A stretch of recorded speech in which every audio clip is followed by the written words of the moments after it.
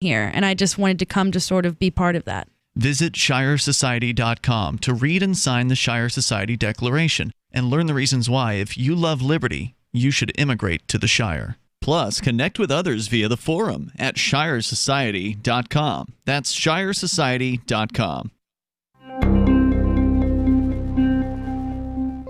For the past several years now, area woman Caitlin Mooney has been convinced that each and every one of her friends should be a professional comedian. Our reporters spoke to Caitlin this morning about her, quote, hilarious group of friends.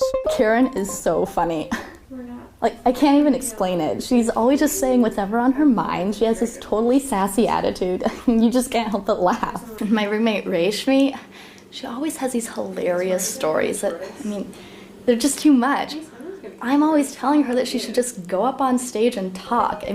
Everyone would love it. Mooney went on to say that her good friend Lauren is so funny she could, quote, definitely be on Saturday Night Live or The Office, a sentiment she echoed about a number of her other acquaintances, including her childhood friend Marcia, her college roommate Angela, her coworker Julie, and even her sister Jennifer. This is the Onion News Network.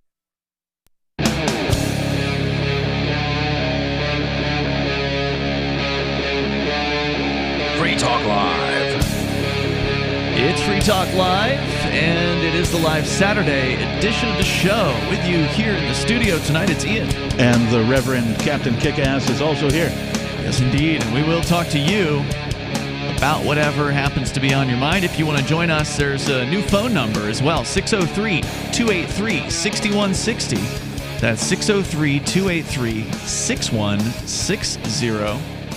As we've just finished off our Christmas Eve and Christmas Day episodes, which we were live on those episodes. We're 7 days a week, right? Yeah, usually we're live 7 days a week. There are some days, like during the Porcupine Freedom Festival, where we record the show. Right. But even then, you still get fresh content every single night of the week here with Free Talk Live. So it's difficult to broadcast live all of the time, 7 days a week. So especially from a campground, it makes it real hard there. But in fact, we'll tell you more about Forkfest maybe later on tonight.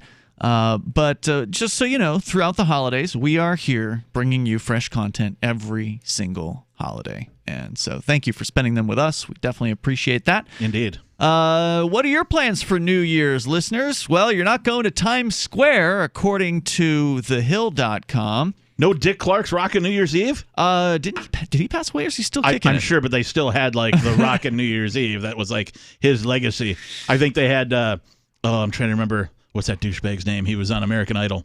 Ryan Seacrest. I think they had him like filling in or something. I don't know. I haven't paid attention to the Rockin' New Year's Eve for he passed some away. time. Yeah, 2012. Right, but like Google Rockin' New Year's Eve, and I bet you it was still going. It was still a thing up until now, anyway. Yeah. Now no one will be rocking at New Year's Eve's Times Square. Well, they will be putting a show on, but there will be no one to watch it in person, which I never really understood why anyone would want to go to that particular event. It sounds like every upstart local band's first gig ever, right? You show up on like a Tuesday night at, Joe's Pub and Grill or whatever it is, and you play for, the couple of barflies that are sitting at the bar, because they usually drink on Tuesdays anyway. They're there anyway. Doesn't matter if you're playing or not.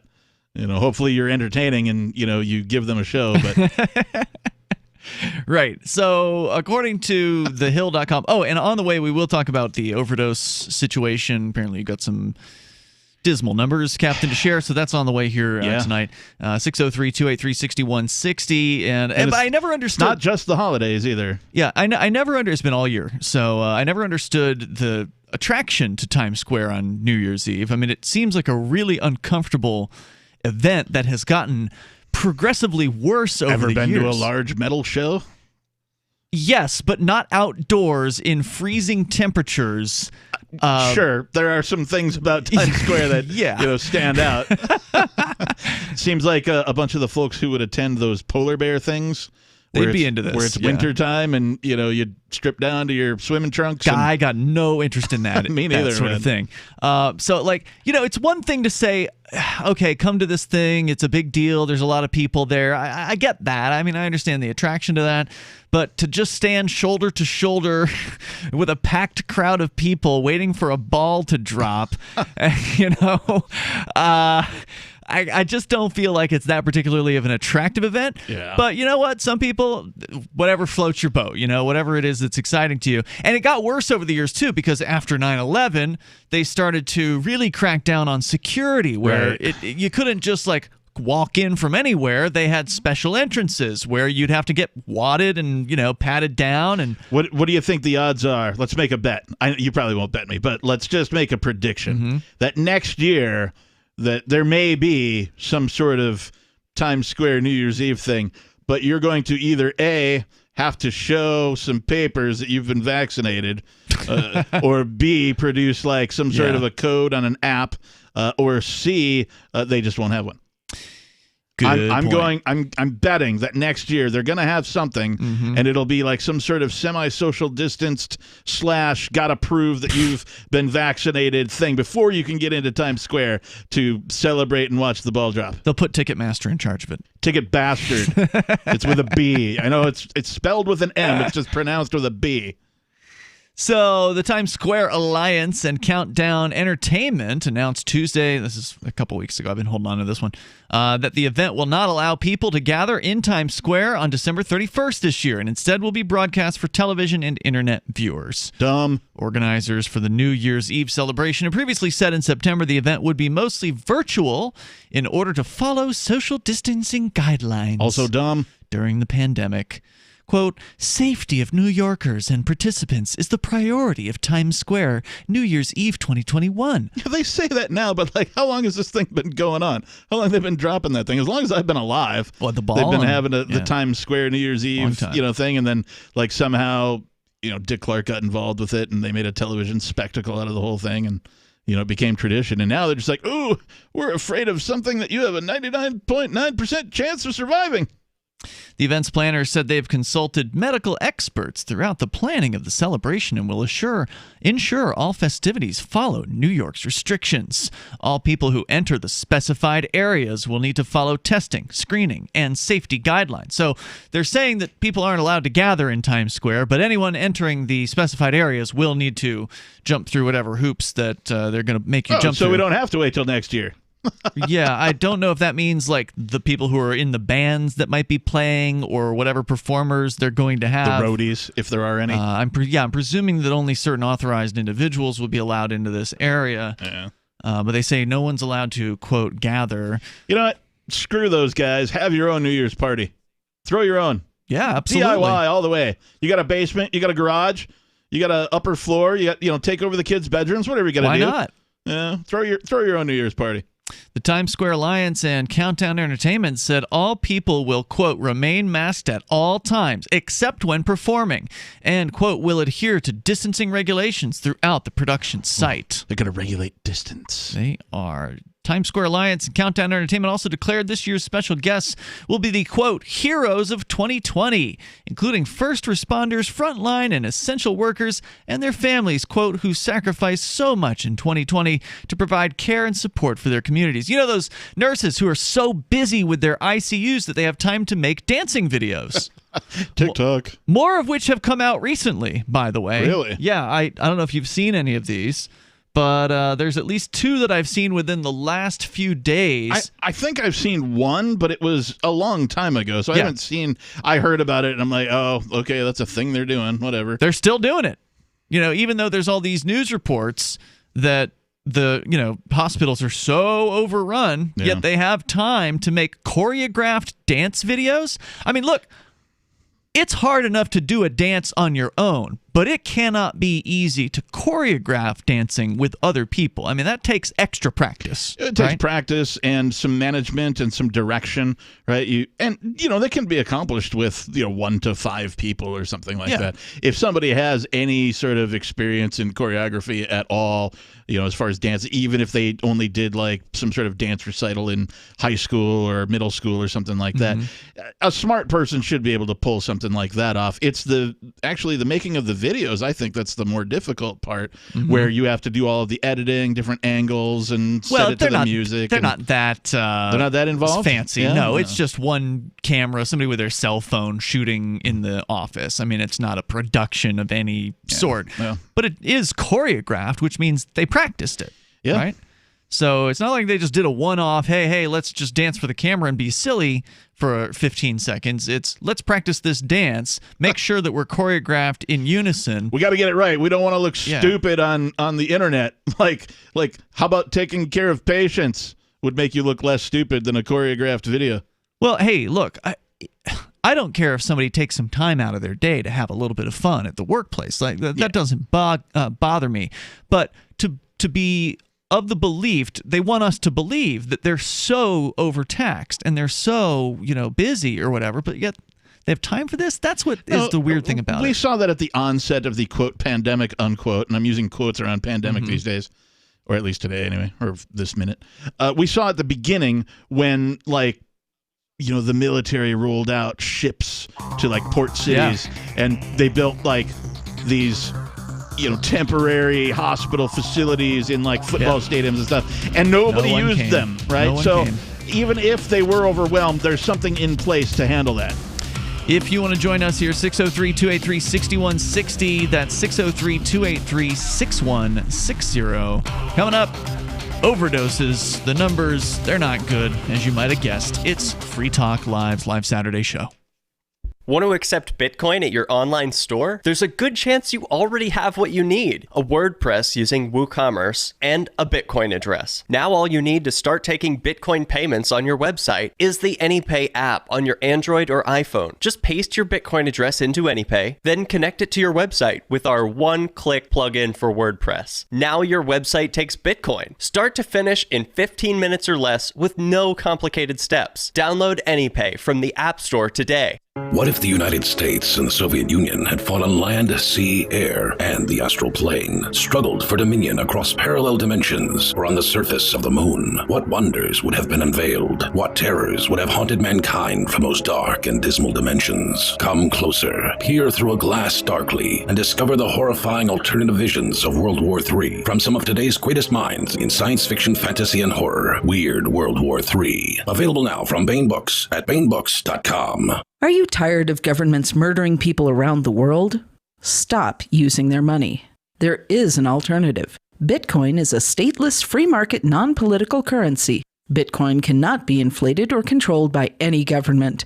By using their money, you are helping the state. Stop doing it. You have an incredible alternative available now. Learn it, use it, spread it.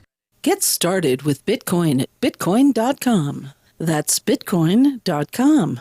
Divvy's been a pretty good investment for Free Talk Live. Their ad campaign started in September 2019, and from mid-March to mid-July, the values soared by 10 times. It's not too late. Divvy's new wallet hasn't even released yet, and other things are happening that I can't even say on the radio. If you want to invest and potentially do well, go to divvyproject.org. I can tell you that FTL is deepening its partnership with the guys from divvyproject.org. Past performance is not an indication of future profit. divvyproject.org. DIVI project.org. I'm grateful to have heard from some of our satellite listeners recently. I appreciate knowing that people are out there who like what we do and are willing to support it financially. LRN.FM's free-to-air satellite feeds blanket most of 2 continents. It was my goal to put our channel there so people without internet could receive our programs and feed pirate radio stations. We started a fundraiser on Patreon a few years ago to back the satellite channels. I recently announced that I was considering canceling the feeds, and donations increased from 15 to 20% of our costs, which are around $1,000 per month. That's a good start, and to incentivize more contributions, the Shire Free Church will be matching every dollar. Can we reach $500 per month? With your help, we can. You can join our satellite fundraiser for just $2 a month at fund.lrn.fm. If we raise enough to keep both of the channels on the air, awesome. If we raise more, I'll add more channels. If not, we can shut them down and go internet only. It's up to you. Thank you for your support. fund.lrn.fm. The LRN.FM social media channels have been revamped. We've eliminated Facebook and focused on other platforms like Twitter and Mastodon, the decentralized alternative to Twitter. On our accounts, you'll find posts from multiple LRN.FM show hosts together in one place. Follow us on Twitter at twitter.lrn.fm, or better yet, move to the decentralized Mastodon social media platform at toot.lrn.fm, toot.lrn.fm. I think you'll like it. Cell 411 is a free app for Android and iOS that replaces government-controlled 911. Cell 411 allows you to preset a group of friends or private organizations to show up at any emergency. Cell 411 is a nightmare for the state because it proves their so-called services aren't needed. Cell 411 has had thousands of installs, and of course it's covered by the BIPCOT no government license. Cell 411 because your friends won't shoot you when you're in trouble. Without the government, who would build the emergency services? You and Cell 411. Get it today at getcell411.com. What's up next? Visit the Liberty Radio Network program guide to find out at shows.lrn.fm. That's shows.lrn.fm.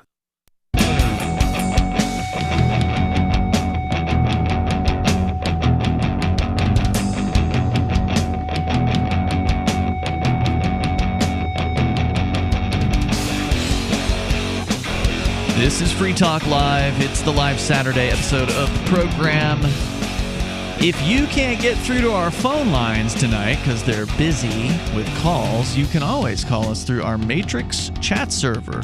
Whoa. Just go to chat.lrn.fm and you can get the step-by-step instructions on how to contact us and get in touch with other Free Talk Live listeners, because that's one of the things you can do with the Matrix chat server. Sorry, one of the screens froze with me.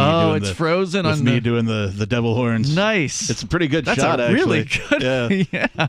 Normally, a screen freeze is not very good. There's usually some weird look on your face whenever it freezes you, but that actually turned out good. I wonder if anybody out there in internet land is like capturing like the funny faces we make during screen freeze. You know, if there's like an archive of the funny faces of Free Talk Live or something. That'd be Somebody fun. would have to have a lot of free time in that particular case. I mean, they're sitting on the internet be. listening to the radio show. So There may be. Want you to know about Divi. It is a cryptocurrency that makes it super easy to run a masternode. Now, masternode is where you perform special tasks for the network, the Divi network. You're rewarded for doing that. You can get Divi by purchasing it on multiple exchanges or directly from the Divi team. Go to diviproject.org. That's diviproject.org. And they have made it super easy to start a masternode. Anyone can do it. It is not a hard project to take on. Just a matter of several mouse clicks, and you're pretty much done. You'd have to pay to run the node because you're performing a service.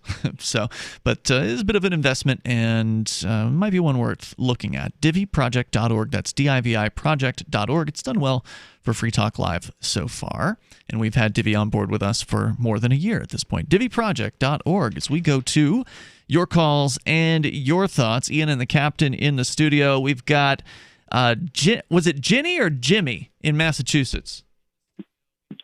I listened to you guys tape delay on Saturday night, so I just wanted to check you guys out on the website. Oh, welcome. Thank you. But you guys are pretty cool. Hey, thanks. So what were you calling about tonight? I just like to know, why don't they someone finds a way to shut down these lockdowns? When you say someone, I mean, what do you mean? Like an organization or a president or someone puts lawsuits against these people. So presidents and governments do not want to stop the lockdowns. They're the ones who put them in place. Yeah, they love lockdowns. They love turning your world into a prison and having you obey and having you do everything they tell you to do. And the only way that it's ever going to stop is when people stop doing what they're told. That's the only way. That's the only solution. You can't beg your way out of this, because as long as people let the government gangsters take more ground, they are not going to give it up. Yeah, I can't think of it. Maybe we need to get someone like Van Morrison to take over. Oh, I love it. Or him and Clapton, right? But that's the thing. People like Van Morrison, who's a musical artist that's against the lockdowns, for listeners that don't know, people like that, they're productive people. They want to get out there and perform. They want to get out there and do their thing for people, to provide a product or service to people. They don't want to be in charge. They don't want to be running the government. They don't want to be involved in government. So the solution is not to look to some great leader. The solution is to look within and find out why you've been so obedient this whole time.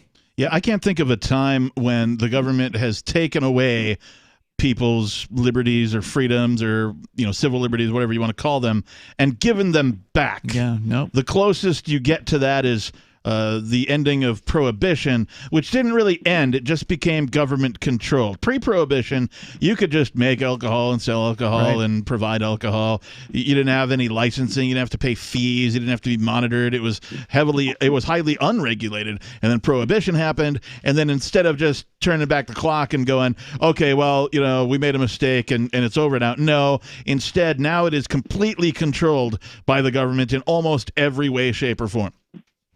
Maybe we need more Satanists to run for office, like that one in New Hampshire.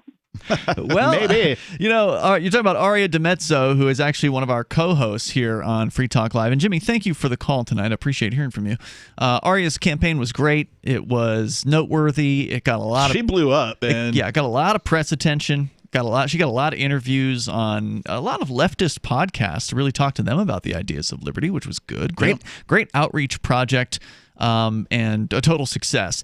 She didn't win the election. And again, I don't think you're going to elect your way out of this problem, because no, we certainly agree on that. Electing is, if it was going to help, if it was going to do anything good at all for the people, it would be illegal. Yeah, no doubt about it. And the reality is it doesn't make a difference one way or the other. Yeah, it's just a pacification. It's a way to keep people from revolting. Right. You think that you have some sort of influence because they let you pull a lever once every 4 or 2 years or whatever it is where you are. I pressed a button. That's what those stickers should say. Yeah, and it's not helping. Now, that's not to say that I oppose, political action. You do, Captain. But, I think that we should do everything possible within our reach to achieve more freedom. And here in New Hampshire, we've had some people get elected to state representative positions. And I think we're better off for it, honestly, because those folks can... Again, as a form of activism... Yeah. Sure, but don't expect that somebody's going to get elected and change the system from the inside. The system doesn't like change. That's like infiltrating the mafia and turning it into a charity organization. Yeah, the system resists change. It's not interested in change. And if it does change, it makes things worse. And as you pointed out, Captain, it doesn't get better. It doesn't. The government gang doesn't relinquish the control that it takes. And in 2020... governments across the world, those people have taken more control than I've ever seen in my lifetime. Yeah. 9/11 was the last big jump. Yeah, if you're older than, 35, 40 maybe, and you remember 9/11 and all the civil liberties that were taken away under the disguise of, the Patriot Act is only temporary. It's only going to be 30 days. It's only going to be 60 days. It's only going to be 90 days, whatever it was. They didn't say it was temporary. Oh, they did. Yes, they did. Did they? They did. At first, it was temporary, and then, remember, they had to renew it a couple of times. Oh, yeah. And then eventually, they were like, okay, now we're just going to sign this one thing, and it's renewed in perpetuity. Yeah, and it doesn't matter. Look at the TSA. We've seen so many stories about how ineffective that they are. It's been their own tests have shown that they don't find things like 70 to 90% of the time, depending on the run-through. So, we all know that it's a bunch of security theater, but it's not like they've gotten rid of the TSA. Nope, they're still there, bigger than ever, more expensive than they've ever been. Which I've got a couple of acronyms for. It's touching some ass, TSA. Thousands standing around. Also tyrannical sexual assault. Yeah, but I want to go back to our original question from the caller. From which Jimmy. Was, what are your, or Jenny, I'm still not sure which, but nice caller. Jimmy. Thank you for making that. The question was, what do we do? What can be done about the lockdowns? Well, the first thing that has to occur is we need more individuals disobeying. That's the first thing that needs to happen, because in any movement, any social movement whatsoever, it's important to generate what I call the second man. We've talked about this before, but one man needs to stand up, and as soon as other people see that one man standing up, they too will find the courage within to stand up themselves. Yes, indeed. You can join us, 603-283-6160. If you've got a plan to end the lockdowns, we'd love to hear about it because, we're open to new ideas. 603-283-6160. I've got some ideas too. Coming up. Moose is the German Shepherd, now 11, and he's been an amazing dog. Moose is so active and so alert and hasn't had any kind of health problems at all. He has a beautiful coat, and at 11, he'll still run and chase the ball. He has been on Dynavite since he's a puppy. Dynavite for life. Because if they're getting all their vitamins, micronutrients, microbials from the beginning, then you're not going to run into the problems associated with the grass, pollen, dust, dirt, fleas, ticks, you name it, and the itching and shedding down the road. DINOVITE.com. We tell anybody that has a dog, if there was something that you could do right from the beginning so that you don't have expensive veterinary bills, why would you not do it? Get the Dynavite. You won't believe how happy your dog will be. I get my Dynavite from DINOVITE.com. So the protection of life, liberty, and property is what the Free State Project is all about. But it's an effort to move 20,000 people who understand. It's about demonstrating to the entire country that, yeah, we can have a free market, a truly free market. Making it just a freer, great place to live. It's the world's largest voluntarist libertarian community, and it's only getting bigger. That's amazing, to be able to move to a place where other people passionately believe in being free and independent. What the Free State Project is managing to do, though, is to put their money where their mouth is. Physically getting up across the country and saying, let's go someplace and let's demonstrate the power of these ideas. There's a lot of kind of philosophy that surrounds liberty. There's a lot of thinking about it and talking about it. But here in New Hampshire, people are doing it. 101 Reasons Liberty Lives in New Hampshire, a documentary by Free State Project Early Movers. Watch it free at 101reasonsfilm.com. 101reasonsfilm.com. Are you a cryptocurrency advocate? The Crypto Tip is the ideal outreach tool to help new people discover cryptocurrency. It's a printable business card-sized tip that you can give to service providers, preferably in addition to a good cash tip. When the server scans the QR code, it'll bring up an explanation of cryptocurrency, how to install a wallet, and allow them to claim the tip. If they don't claim the crypto, you get your tip refunded to you after a time period you specify. Plus, if they do claim the tip, you get an email alert. Create as many tips as you want at cryptotip.org. That's cryptotip.org. There are lots of ways to listen to Free Talk Live. Our podcast has been around since podcasts began, and now the FTL feed is loaded with content besides our full show archives. Did you know that we make it easy for you to customize your podcast subscriptions? We have different feeds, one that includes only our full shows, one with just the Daily Digest, and our main feed that includes everything. You decide what you listen to. It's quick and easy to customize your feeds at feeds.freetalklive.com. That's feeds.freetalklive.com. Are you about to meet the media? If you're about to be interviewed, do their homework for them. Know this about the person who will interview you. He or she is busy, so expect minimal, if any, preparation. He or she doesn't know as much about your topic as you do. He or she isn't as concerned as you are about getting your message out. So you need to take responsibility. Provide a biography and fact sheet, photographs, or other materials that tell your story. Reporters won't be put off if you supply frequently asked questions. Remember, Public Speaking 101, at the end of the speech, what's the one thing you want them to remember? You can download the document I supply to reporters who interview me and squirm through a video that demonstrates how not to conduct your media interview at www.survivalspeech.com. I'm Holland Cook. Live video of our key New Hampshire-based shows is streamed on DLive. Please follow and share at dlive.lrn.fm. That's dlive.lrn.fm.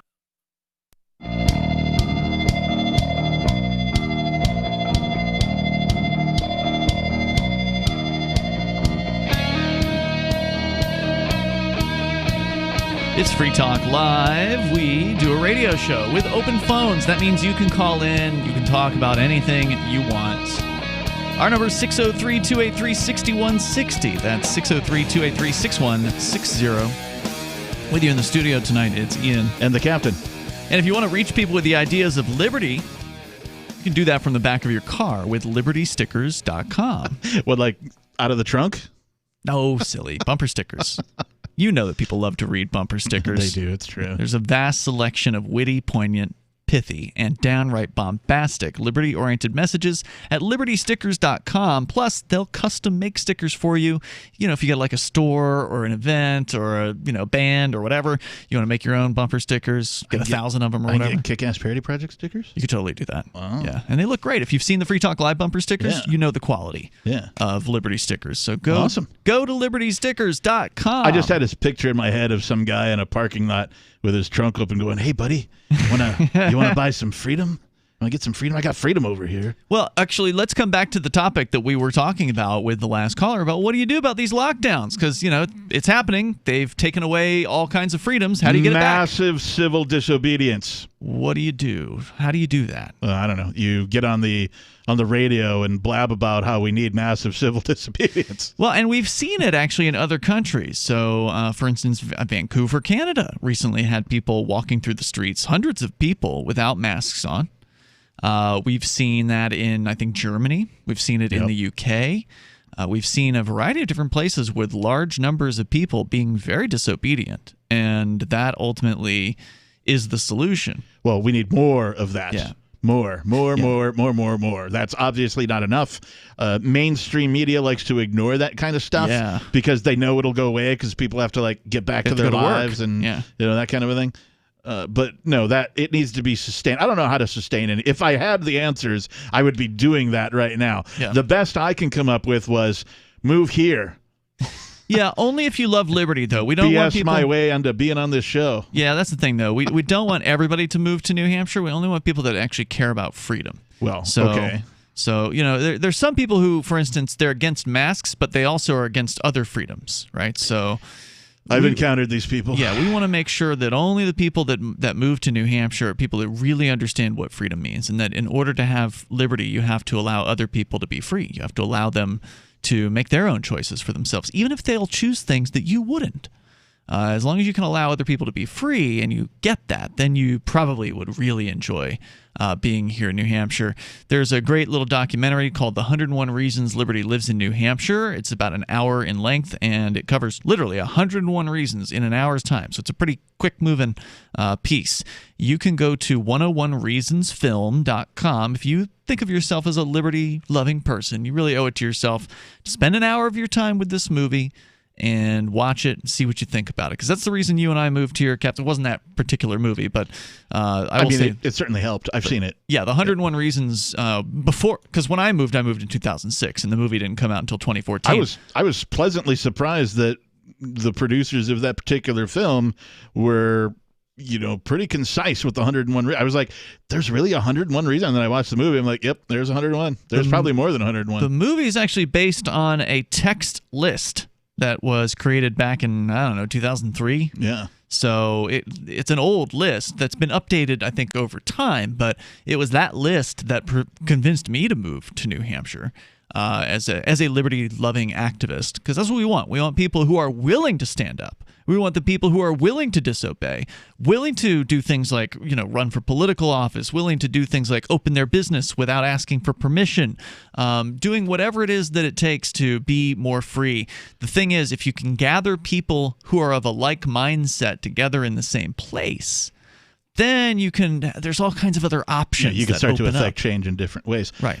Going back to your question, a question from the caller, specifically about masks or that type of thing, guerrilla marketing, I think, is probably one of the most effective. It's propaganda, but it's anti-propaganda in that it's good propaganda. It stands against, the cleverness of the current propagandies, Gandhi, whatever. You know what I'm saying. Things like the White Rose, for example. Yes, that's what I was thinking. You can begin your own subversive marketing campaign simply by casually leaving some stickers in places that people are going to frequent. ATMs, if there's still like a telephone, a payphone anywhere near you. I know those are antique, but maybe a cash register, a self-checkout, something like that. So I don't feel good about leaving a sticker, like putting a sticker on somebody else's private property. I don't, that rubs me the wrong way personally. I'm not going to say that I'm not going to chastise somebody too harsh for doing it, but I also don't think it's the right thing to do. When I was in the heavy metal bands in the Seattle area for 20 years, I mean, we would leave our stickers literally anywhere we could. In fact, we did a promo. Nobody ever took us up on it, but we offered somebody to get into every one of our shows for free for life if they would film themselves putting one of our band's bumper stickers on a cop car. That's pretty epic. Nobody took us up on it. Apparently, our fans didn't have balls. I have no problem putting stickers on so-called government property. Okay, well, there you go. But I'm not gonna. I wouldn't want somebody doing that to my private property. Hide in the bushes, wait for the mailman to show up. When he goes to your door, run up behind, put a sticker on his bumper. Or just polls downtown or whatever other government areas. I realize that limits things, but again, not everybody has the same viewpoint that I do. Literally getting the word out that people are not. There's a lot of people that are against all of this crap, all these lockdowns, the masking, right, the vaccines, that type of stuff. There's a lot of people that exist in the world that are against it. A lot of people are going along to get along because they don't want to rock the boat. Right? And they need to stop. The only way they're going to stop is if they realize that they're not alone. So it's up to the few people that have the balls to advertise about it, to speak up about it, to stand against it in some way, shape, or form. Whatever it is, it's going to be better than nothing at all. So do something, whether it's leaving a sticker, whether it's talking to your neighbors, whether it's having a gathering, hosting a Zoom call. I don't care what it is. Start talking to other people about it. Let's go to the phones, to your calls and thoughts. Jet is on the line in Colorado. You're on Free Talk Live. Hello, Jet. And here is what you can do to take those baby steps on disobedience. All right. I called in last week to talk about what I call the foundation of freedom, which is essentially the stripping of political people from their titles. In other words, not to recognize people by their titles. Right. Well, are you guys familiar with the Beast of Revelation? I mean, I've heard about it, but I can't say I'm intimately familiar. Well, a lot of people don't know this. Even most so-called Christians will deny it. But the Beast of Revelation is actually the world government. It's the red beast. There are two essential beasts. There's the dragon, which is Satan. The two beasts, the red beast and the white beast. The white beast is the spiritual, religious beast. But the red beast is the warring political beast. Okay. And so in stripping people of their titles, what I've come up with is about 7 different equations that they might want to use to take those baby steps toward seeing them eye to eye. And for government, for example, I don't like to use the term, so we could call it the beast. And that's not bad. Let's say going down the list, governor, refer to them as don't call the lady in Michigan Governor Whitmer, or call her Despot Whitmer. Call some mayor of your city Tyrant so-and-so. The Department of Human Service, call them Nazis. Law enforcement, of course, we call them thugs and goons already. I like it. Other politicians, we call them devils, like the various Congress critters. And, like, for example, when I go into court, I will never use the term Your Honor. Me neither. Never have. Like I just look them in the eye and say you. I don't say anything about Your Honor. I mean, what's the worst thing if you want to get a contempt charge? Find out what their first name is and call them by that. Well, Dave. Thank you, Jet, for the call tonight. I appreciate hearing from you as always. The number here, 603-283-6160. Free Talk Live. Having spent 8 years, 6 months, and 21 days of my life in the Florida State prison system, I'm going to say that the incidences of rape are much, much exaggerated in the media. I'm sure it happened. It makes for interesting television shows. Yeah. I mean, all the things that I've seen on Oz, I saw in prison, but I was there for 9 years. So, if I saw one incidence of violence where somebody got their ear bit off, okay, it didn't happen every episode. Well, I'm glad to hear that.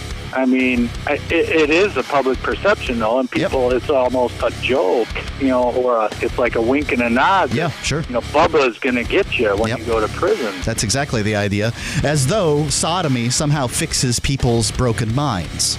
Right. That's not where they're putting that thing. So I mean, it's not gonna jostle anything around and fix it. Free Talk Live, 7 nights a week from 7 to 10 Eastern, live on the Liberty Radio Network at LRN.FM. Look, I'm sorry, but you're in for a world of pain if you use Koinomi. The reason is their wallet doesn't support payments. The solution is simple. Let them hear your voice. Message Koinomi on Twitter, it takes 5 seconds, and tell them AnyPay sent you, because they're on the fence right now, and your voice will prove that people care about using Bitcoin for payments. Go tweet at Koinomi now. Or even better, leave a review in the App Store. They really pay attention there. Thanks. What if you want to hear the latest episode of Free Talk Live, but all you have is your phone, you forgot to download our archive, and you have no data connection? You can call our Listen line at 641-793-0191. That's a long-distance number, so you may incur charges. If not, listen as long as you want. 641-793-0191. The Free Talk Live Listen line, 641-793-0191. Is spreading the message of liberty, cryptocurrency, and peace around the globe worth $2 per month to you? As you may already know, in addition to our internet feed, LRN.FM broadcasts on free-to-air satellite across North and Central America, as well as Sub-Saharan Africa. And we've been available on satellite for free 24/7 since 2010. The LRN.FM free-to-air satellite signal is reaching some of the most oppressive regimes in the world, and there's no doubt our ideas are making an impact. You can learn more about the channel's impact by watching the 3-minute video at fund.lrn.fm. If you'd like to help free minds globally with our ideas of liberty, cryptocurrency, and peace, you can donate as little as $2 per month via fund.lrn.fm. You can help us continue and expand our satellite broadcast to multiple continents. Visit fund.lrn.fm today, and thank you for your help. Don't forget to share the link on social media. That's fund.lrn.fm. Tired of cancel culture? Sick of mega tech corporations holding an axe over your head? Join the LRN.FM Matrix chat server. It's self-hosted, so no one else can tell us what to do or say. Don't like the existing channels? You can make your own. You can even connect into some of our channels from other Matrix servers. It's federated. For the full LRN.FM Matrix experience, though, you should join our server via the step-by-step instructions at chat.lrn.fm. Chat.lrn.fm.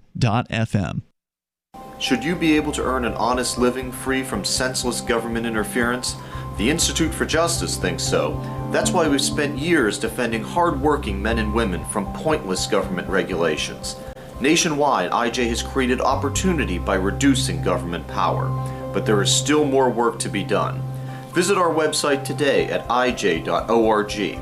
Let IJ take care of the government so you can take care of your business. You're listening to the best liberty-oriented audio streamed around the clock, on the air, and online. This is the Liberty Radio Network at LRN.FM.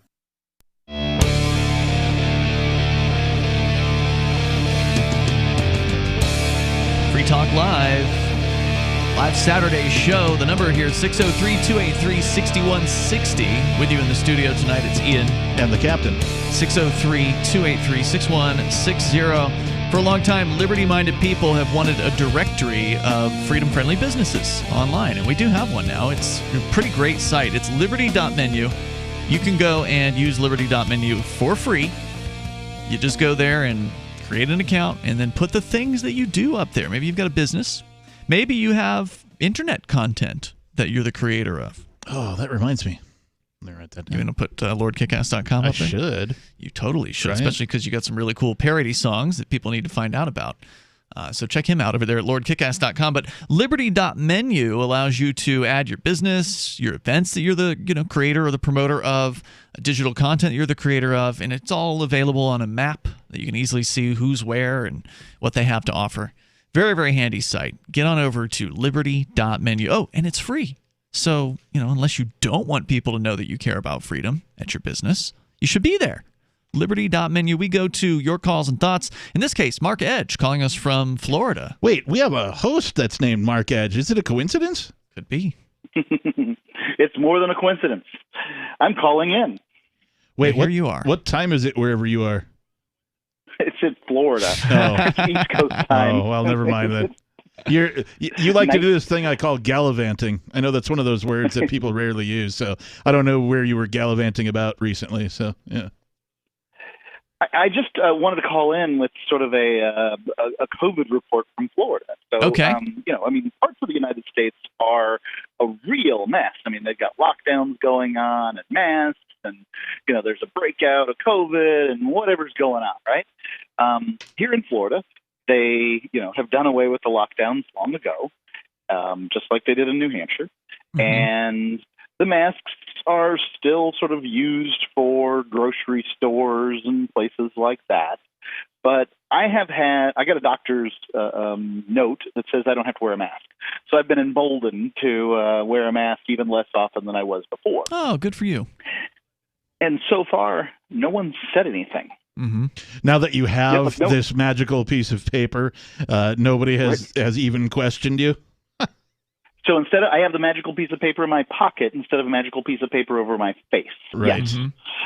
But what you're saying right, is no one has asked you to see a piece of paper. You have not even been confronted in any way, shape, or form about not wearing a mask. Not in any way, shape, or form. Not even no do-gooding employee. No concerned citizen. None of that. Mm-hmm. Now, just to be fair, I mean, I've only had that happen one time to me in the entire year. I had it happen to me, 30 minutes before the show tonight. Really? What happened? I went into the store to pick something up. I had ordered a thing from a local market, and I'm aware that other folks have been in and not had a problem, but normal folks don't look like me. Huh. I garner a certain bit of attention with a giant but you're also goatee. a little intimidating too. I mean, I think that's why I got away with it. But which is what happened. I went in and I was like, yeah, hey, I talked to so and so earlier. I'm here to pick up a thing, and they're like, oh, well, do you have a mask? I'm like, no, I have the medical exemption. Mm-hmm. And you go, oh, well, I'm going to have to ask you to wear one anyway. And I'm like, seriously, dude, I called dude, yesterday. He said he'd sit on it for a day, and now I'm here to pick it up. I just want to pay for it and get out. Can we do that? And he's like, I guess. Okay. Like he hemmed and hawed about it a bit, but like I was certainly confronted about it. Wow. When was the last time before that? Within a week. Wow. Yeah. You get it a lot. Yeah, Jeez. All right. Good. Mark, anything else you want to share? Go ahead.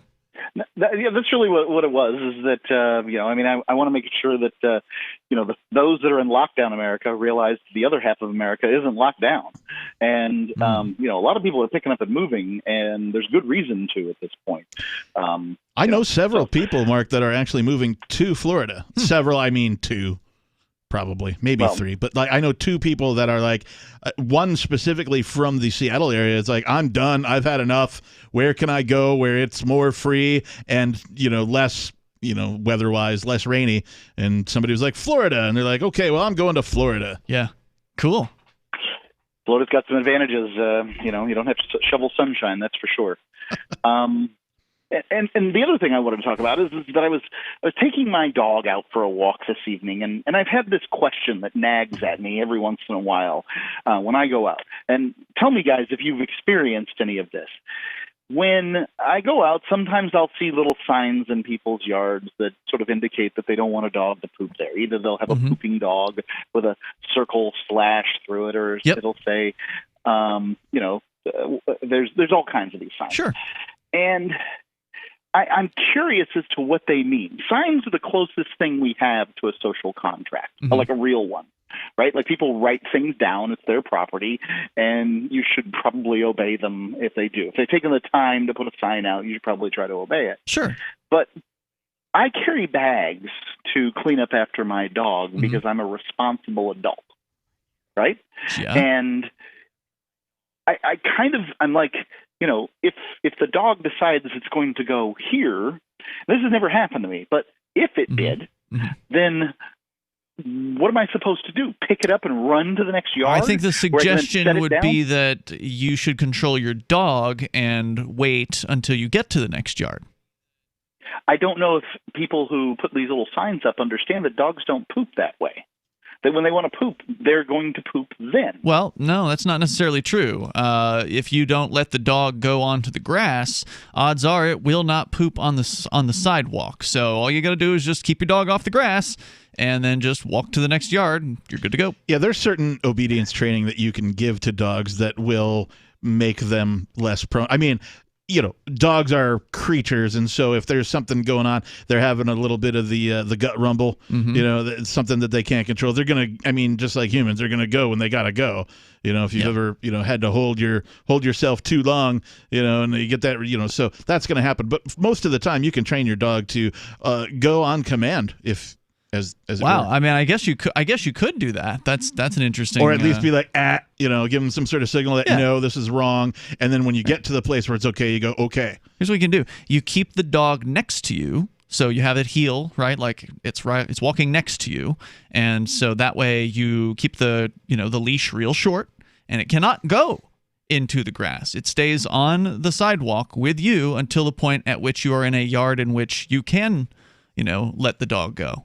Which are 99.9% of the yards. I mean, in the Seattle area, there are what they call dog parks, where it's okay to let your dog, run around, and you can even take it off the leash if no other dogs are around for a bit, that kind of a thing. And you do have to pick up after them, of course, but it doesn't seem to be a problem. It's not like you're finding dog do, around, in the little greenery areas of the sidewalk and that kind of thing. Yeah, this is a simple problem. It's just control your dog. I'm very clear. This is a dog owner problem, right? Like, dog owners are kind of like smokers in a lot of ways, that they talk a good game about how clean they are, but then they let their dog do whatever they want. And they don't clean up. I get it. But I'm kind of the opinion that people that say sort of like no dog pooping have gone too far. I think that it should be, if your dog uses the bathroom, clean up after it. Yeah, but the problem there is it's certainly the responsible thing to do, and I think that's what most people expect. But as far as, when it comes to cleaning up after your animal, it's very hard to actually be thorough at that, right? So, if you do a half-assed job of it, you get 98% or 95% of the feces, cleaned up. There's probably still some on some of the blades of grass that are there, and the only way to solve that is to literally tear the grass out of the ground to make sure that you get 100% of the doggy do picked up. Also, after that. Also, too, I think, Mark, the people who take the time to put up the sign with the circle and the line through it that shows the dog, taking a dump or whatever. These are people that probably have had a repeated occurrence of some creature doing their business and not cleaning it up. Where certainly, they go out to mow the lawn or whatever it is they do. They go to enjoy their grass in some way, shape, or form, and they're like, and they stepped in it or rolled around in it or whatever they did. That would be very upsetting. So. Like, it probably doesn't happen more often than it does. It's only the places that it does happen and happens repeatedly that people put the signs up. Yeah, this is a dog owner issue where you don't have enough control of your dog. I mean, keep the dog on the sidewalk, and it is not going to go unless it absolutely has to, in which case it will then poop on the sidewalk. That's not exactly true every time, Ian. Like dogs aren't just programmed mentally to go on grass. To be clear, well, then it will go on the sidewalk. In that case. Right, it will. Yeah. It will, yeah. But most of the time, the only time a dog will do that is if it has had absolutely no opportunity to go on grass for some amount of time. When I trained my dogs, I used the paper train method. If they went in the house, I would scoop it up and put it on some newspaper. I would put that newspaper somewhere near the front door or in the garage and show it to them, make sure that they knew that that's where it goes. And eventually, they just knew. They were like, oh, it goes there. And they would run over to the paper and go over there. Eventually, you move the paper outside. They go, oh, now I know to go outside. So. I mean, if you can't control your dog for the length of one person's yard, you can't control your dog. You probably shouldn't have it. More coming up. Hi, I'm Derek J. I don't want a politician to represent me. To me, government is the idea that one group of people can coerce everyone to comply with an edict or face increasing punishments up to and including death. Despite perhaps the most noble of intentions, the best government services are a far cry from what could be provided for by voluntary interactions. Besides, the people who call themselves the government wage wars and put peaceful people in jail for crimes involving no victims. If Starbucks used some of its money to drop bombs, I wouldn't shop there. So why would I support the American empire? The empire does not require my consent. Derek J's Victimless Crime Spree. Watch it for free and order the Director's Cut DVD at victimlesscrimespree.com. That's victimlesscrimespree.com. Bitcoin.com has launched a trading platform at local.bitcoin.com, allowing you to buy or sell Bitcoin Cash via dozens of payment methods like PayPal, Venmo, bank deposit, remittances, or meeting in person with cash. There are no ID requirements to sign up for and use the site, and all communications between buyers and sellers are encrypted. Finally, a global trading platform that respects your privacy. Visit local.bitcoin.com to get started trading Bitcoin Cash. local.bitcoin.com. Some of you asked, and now we've delivered. LRN.FM's live Keene, New Hampshire studio shows are now streamed in HD on Twitch. Visit our channel at twitch.lrn.fm and give it a follow. If you have Amazon Prime, you get one free subscription on Twitch. If you use it on our channel, Twitch will give LRN.FM a monthly piece of your Prime subscription cost. So please watch, follow, share, and subscribe to twitch.lrn.fm. That's twitch.lrn.fm. You're listening to the live edition of Free Talk Live. Hour number 2 is next after the news here on the Liberty Radio Network at LRN.FM. Stamps.com brings the post office and UPS shipping right to your computer. Go to Stamps.com to start a 4-week trial, plus free postage and a digital scale with promo code FOX. That's Stamps.com. Click on the microphone at the top of the page and type in FOX.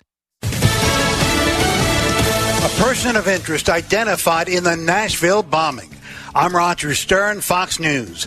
A home is being searched related to the Christmas morning explosion. The FBI confirming that it has a number of potential suspects agents are looking into right now in connection to that RV explosion, but said they wouldn't name any individuals at this time. FBI Special Agent in Charge Doug Korneski confirmed reports of possible activity in a residential neighborhood in Antioch, Tennessee, that is reportedly tied to a person of interest. As for the site of that RV explosion in downtown Nashville, authorities say it is a complex and expansive scene, but they're confident they'll get to the bottom of it. Police say the bomb squad is on the scene and there is no reason to believe any additional explosive devices are positioned in the city. Fox's Charles Watson.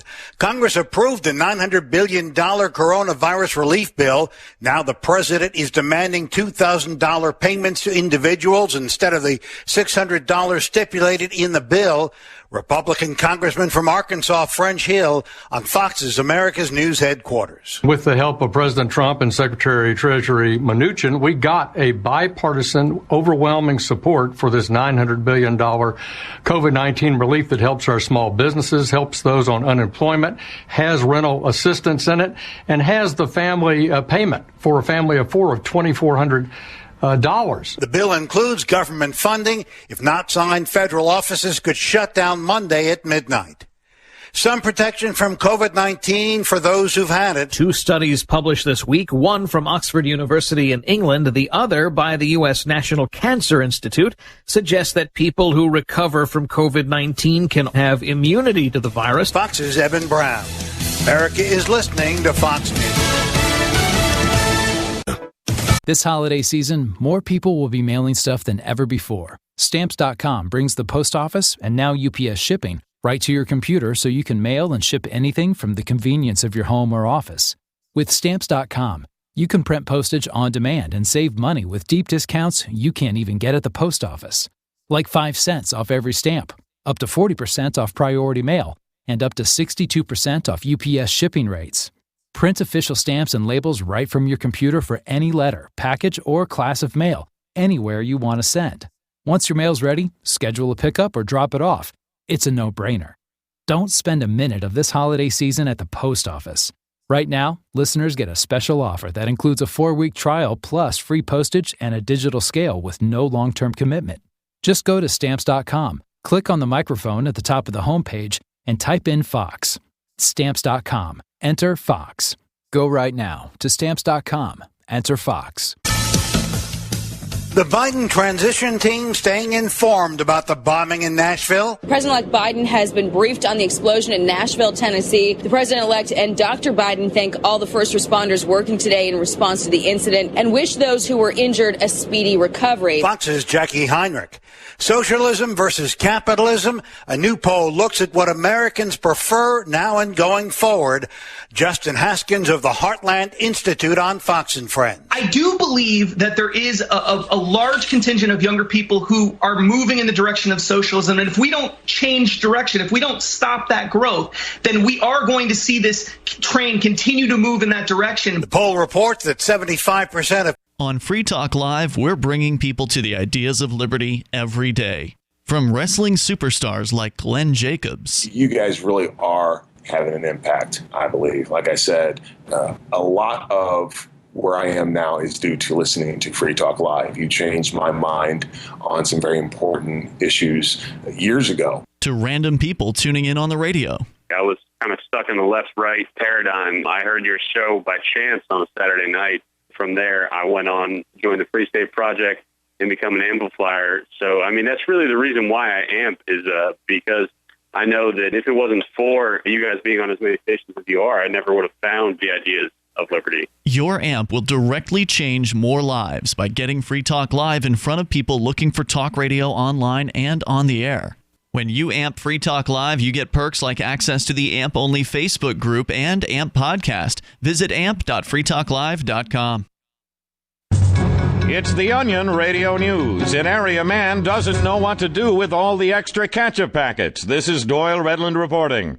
After finishing his Big Bacon Classic combo, Erie, Pennsylvania resident and Wendy's patron Don Turnby, 38, expressed uncertainty today regarding what to do with all the extra ketchup packets.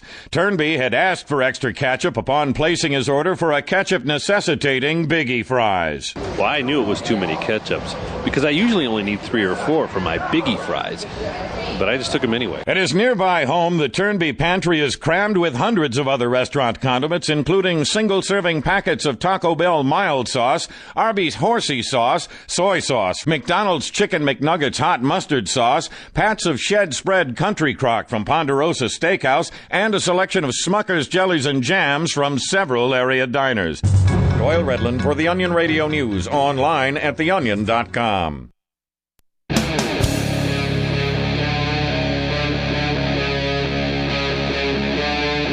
Free Talk Live.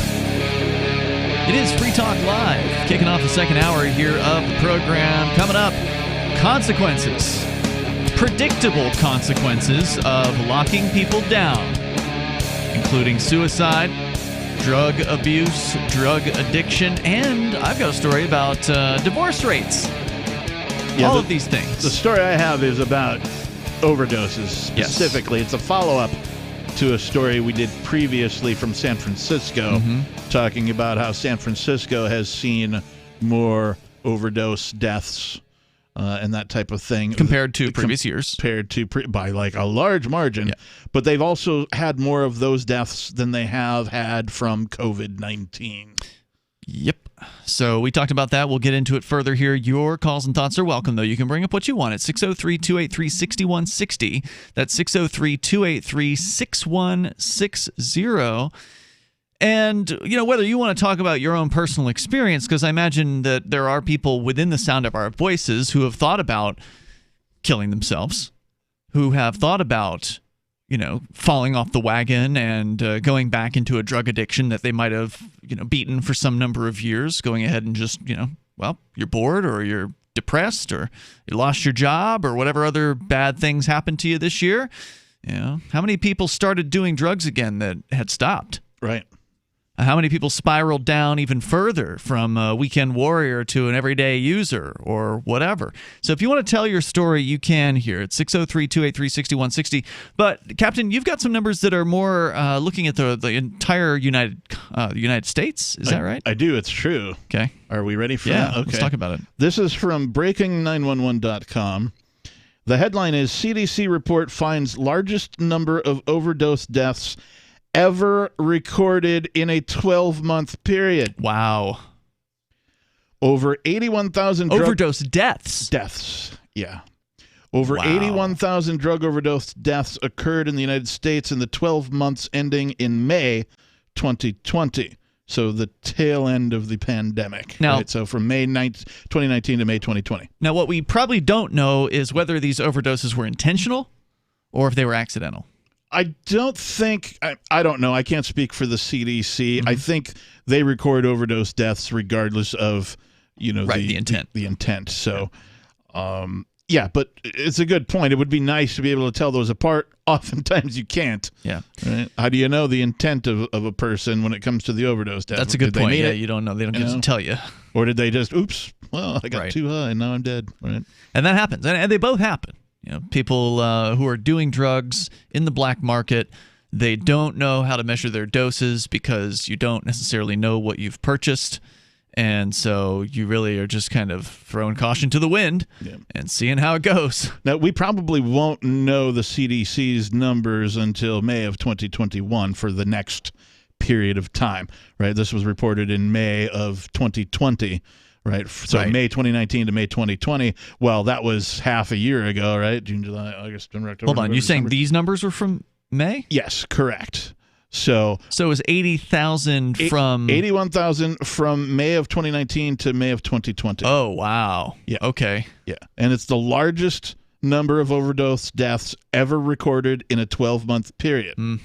Now, this says overdose deaths were already increasing in the months preceding the coronavirus, COVID-19 pandemic. The latest numbers suggest an acceleration of overdose deaths during the pandemic. Now, this coincides with the other story we reported in San Francisco specifically, that San Francisco has seen more overdose deaths than COVID-19 deaths. Yeah. So this is now taking a broader look at the United States in general. The closest we can get to CDC numbers is from up until May of this year, so that's what we're looking at. The disruption to daily life due to COVID-19 pandemic has hit those with substance use disorder very hard, said CDC Director Robert Redfield.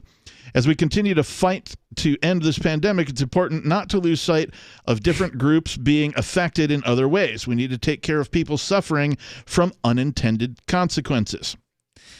Well, it may not have been an unintended. It may have been unintended, but it certainly is predictable. Yes. So, given that it's predictable, it's hard to argue that it's unintended. I mean, you don't have to think too hard to know that if you completely change somebody's lifestyle around and you make it really uninteresting and undesirable, that they're going to either escape into drugs or just kill themselves. It's like going to war, right? You have all these generals and military personnel and analysts and things that actually predict the number of people that you're going to lose from your particular military force when this engagement occurs. So if the government is very keen on war, which they seem to be, war on drugs, war on terror, war on this, that, and the other thing, you would think that the war on people, as it were, or the lockdowns and the pandemic measures that have been implemented shouldn't be too far-fetched for them to go, gosh, I wonder how this is going to affect the human psyche and what our casualty rate is going to be that's not within the actual disease that, is going on. Yeah. This is completely predictable. We predicted it back in March or whenever it was. We first started talking about suicides, drug overdoses. I would not be surprised if there were more deaths overall from just those two things than from COVID-19. Are they going ahead and chalking those up as COVID-related deaths too while they're at it? Because everything's only if COVID. they test positive. Well, or not. I mean, if you kill yourself due to COVID, isn't that a COVID-related death? It is. I mean, what's COVID related? Are we talking about 7 degrees of Kevin Bacon? What's COVID related? Oh, I heard that, Bob got the COVID, and so that made me depressed, so I quit my job and killed myself. Is that COVID related? I mean, if Bob hadn't gotten COVID. I guess everything's COVID related then. Right. Did you die in a car crash? Oh, it's related to COVID. You might not have been driving that direction on that day had there not been a lockdown. Didn't they put down COVID for the reason that some guys who'd gotten shot? Yeah, gunshot wound, to the chest and back or something. Yeah. Oh, died of COVID. It's crazy. Yeah. Synthetic opioids, primarily illicitly manufactured fentanyl, appear to be the primary driver of the increase in overdose deaths, increasing 38.4% from the 12-month period leading up to June 2019. Compared with the 12-month period leading up to May 2020, during this time period, 37 of the 38 U.S. jurisdictions with available synthetic opioid data reported increases in synthetic opioid-involved overdose deaths. 18 of these jurisdictions reported increases greater than 50%. 10 Western states reported over a 98% increase in synthetic opioid-involved deaths. Compared to? The year before. The year before. Yes. And we're talking about May of 2019 through 2020. 2020, right. So we don't even have data for the rest of 2020 at this point. Well, this is from the CDC, so no, Yeah. and I suspect we won't get CDC numbers Until next year. May of next year. But it'll be interesting to track. Yeah. Overdose deaths, including cocaine, also increased by 26.5%. Based upon earlier research, these deaths are likely linked to co-use or contamination of cocaine with illicitly manufactured fentanyl or heroin. So they're getting cut with other drugs to make it seem better than Right. it So actually war is. on drugs related deaths, because if it weren't for the war on drugs, right, then there would be no cutting of anything. Right. Because you wouldn't want to go to the store and buy cut drugs. Right. What's the point of that? You wouldn't want to walk up to the Instagram cocaine vending machine and get bad product out of it, right? You're saying Instagram would sell cocaine? I'm saying that if it weren't for the war on drugs, Instagram would not be a social media thing. It would be a cocaine vending machine. That's what I'm saying. I didn't get it at first. Finally did. Instagram. Right? Yeah. It's like the Red Box, right? You get your movie. Yeah, I got you now. You know, you just walk up to the thing. It's in front of every 7-Eleven. You know, you don't even have to go inside. Overdose deaths involving psychostimulants such as methamphetamine increased by 34.8%. Wow. The number of deaths involving psychostimulants now exceeds the number of cocaine-involved deaths. So, yeah, meth is bad. The increase in overdose deaths is concerning, said Debbie Horry, H-O-U-R-Y. I'm probably pronouncing that wrong. I'm going to make a prediction here. We'll continue with this here in just a moment. The prediction is that after a year, or maybe 2, but probably not even more than a year, Oregon will have the fewest overdose deaths. I'm with you on that. Yep. Because they decriminalized drugs this year in their 2020 election, and I presume that'll go into effect early, January or something like that. So 2021 ought to be a down year for overdose deaths in Oregon. That's my prediction. More coming up here. This is Free Talk Live. Freedom! Freedom is the call of the untamed Scotsman and all others that want to feel the wind under their kilts. At Free Talk Live, we love the breezy, swinging feeling that only a kilt from Sport Kilt can give. We teamed up with Sport Kilt to let you experience their form of freedom at a discount. Go to kilts.freetalklive.com and see a picture of Richie and me in our kilts. And then head over to sportkilt.com. Get some stylish freedom for yourself and use code FTL for a 10% discount. Sportkilt.com. Having taken her father's throne, Sarah Calhoun has fallen out with one of her best allies, and her brother Nathaniel heads into Imperial Philadelphia with a reckless plan. Her uncle Thomas, armed with new powers and new allies, aims to remove Sarah from her throne and from the world of the living. To survive and to gain the strength she needs to fight an impossible war, Sarah must unite the Mound Builder Kings to enact an ancient rite that will propel her beyond mortality. Servant Daughter by T.J. Butler is the newest entry in the Dragon Award-winning Witchy War series from Baen Books at BaenBooks.com. Are you tired of governments murdering people around the world? Stop using their money. There is an alternative. Bitcoin is a stateless, free market, non-political currency. Bitcoin cannot be inflated or controlled by any government. By using their money, you are helping the state. Stop doing it. You have an incredible alternative available now. Learn it, use it, spread it. Get started with Bitcoin at bitcoin.com. That's bitcoin.com. Divvy's been a pretty good investment for Free Talk Live. Their ad campaign started in September 2019, and from mid-March to mid-July, the values soared by 10 times. It's not too late. Divvy's new wallet hasn't even released yet, and other things are happening that I can't even say on the radio. If you want to invest and potentially do well, go to divvyproject.org. I can tell you that FTL is deepening its partnership with the guys from divvyproject.org. Past performance is not an indication of future profit. divvyproject.org. D-I-V-I project.org. I'm grateful to have heard from some of our satellite listeners recently. I appreciate knowing that people are out there who like what we do and are willing to support it financially. LRN.FM's free-to-air satellite feeds blanket most of 2 continents.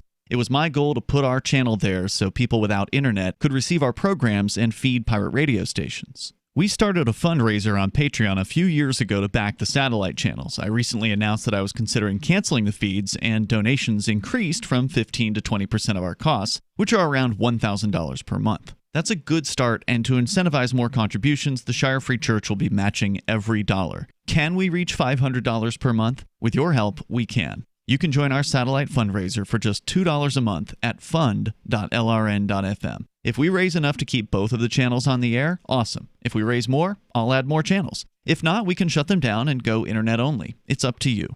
Thank you for your support. fund.lrn.fm.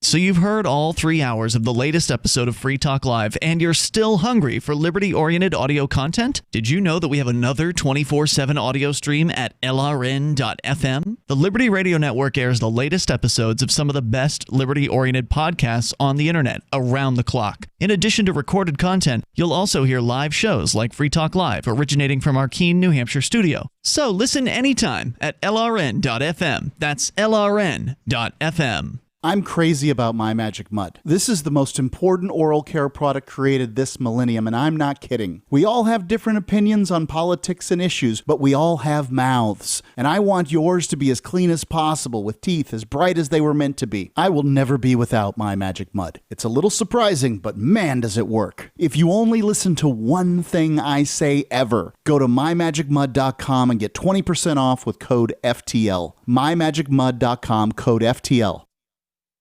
Do you love Twitter? Make sure you favorite the LRN.FM Twitter account so you can receive our tweets at twitter.lrn.fm. That's twitter.lrn.fm.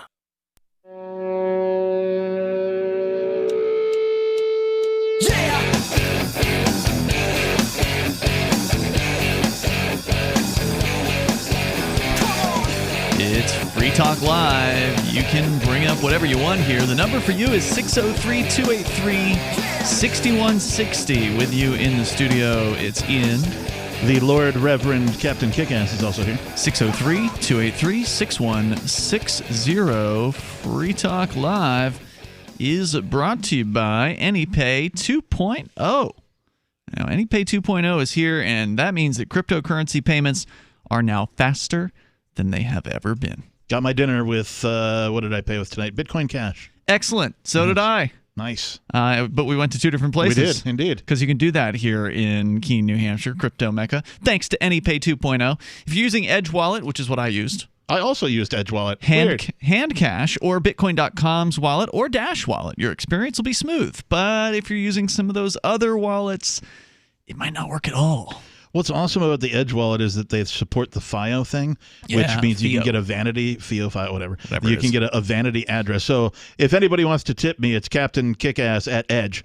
You can send me all of the major cryptocurrencies. But like at this particular restaurant I went to, I've been there before, had the same waiter. Yep. I know his FIO address name, so I'm able to just tip him. I just tell him, I'm like, I will tip you in the usual way. Boom. And it's just done right? Into his pocket. Into his he didn't pocket. have to do anything. Yeah. And it's so cool. It is so cool. And AnyPay, of course, makes it even cooler. So go to anypayinc.com/upgrade. If you've got one of those other wallets like Koinomi or Exodus Wallet, they're great wallets, but they're not up to snuff when it comes to making payments, and they need to get there. So if you're a user of those other wallets and you want to be able to make payments easily with AnyPay, then please go to anypayinc.com/upgrade. Learn about why some wallets work and others don't work at all. And then they've got contact info for those wallets that aren't working right yet. And that way you can reach out to them and say, hey, I'm a Koinomi user, guys. Can you please make this work for me? And if enough people do that, then they'll get the message and they'll make it work. So anypayinc.com, anypayinc.com/upgrade.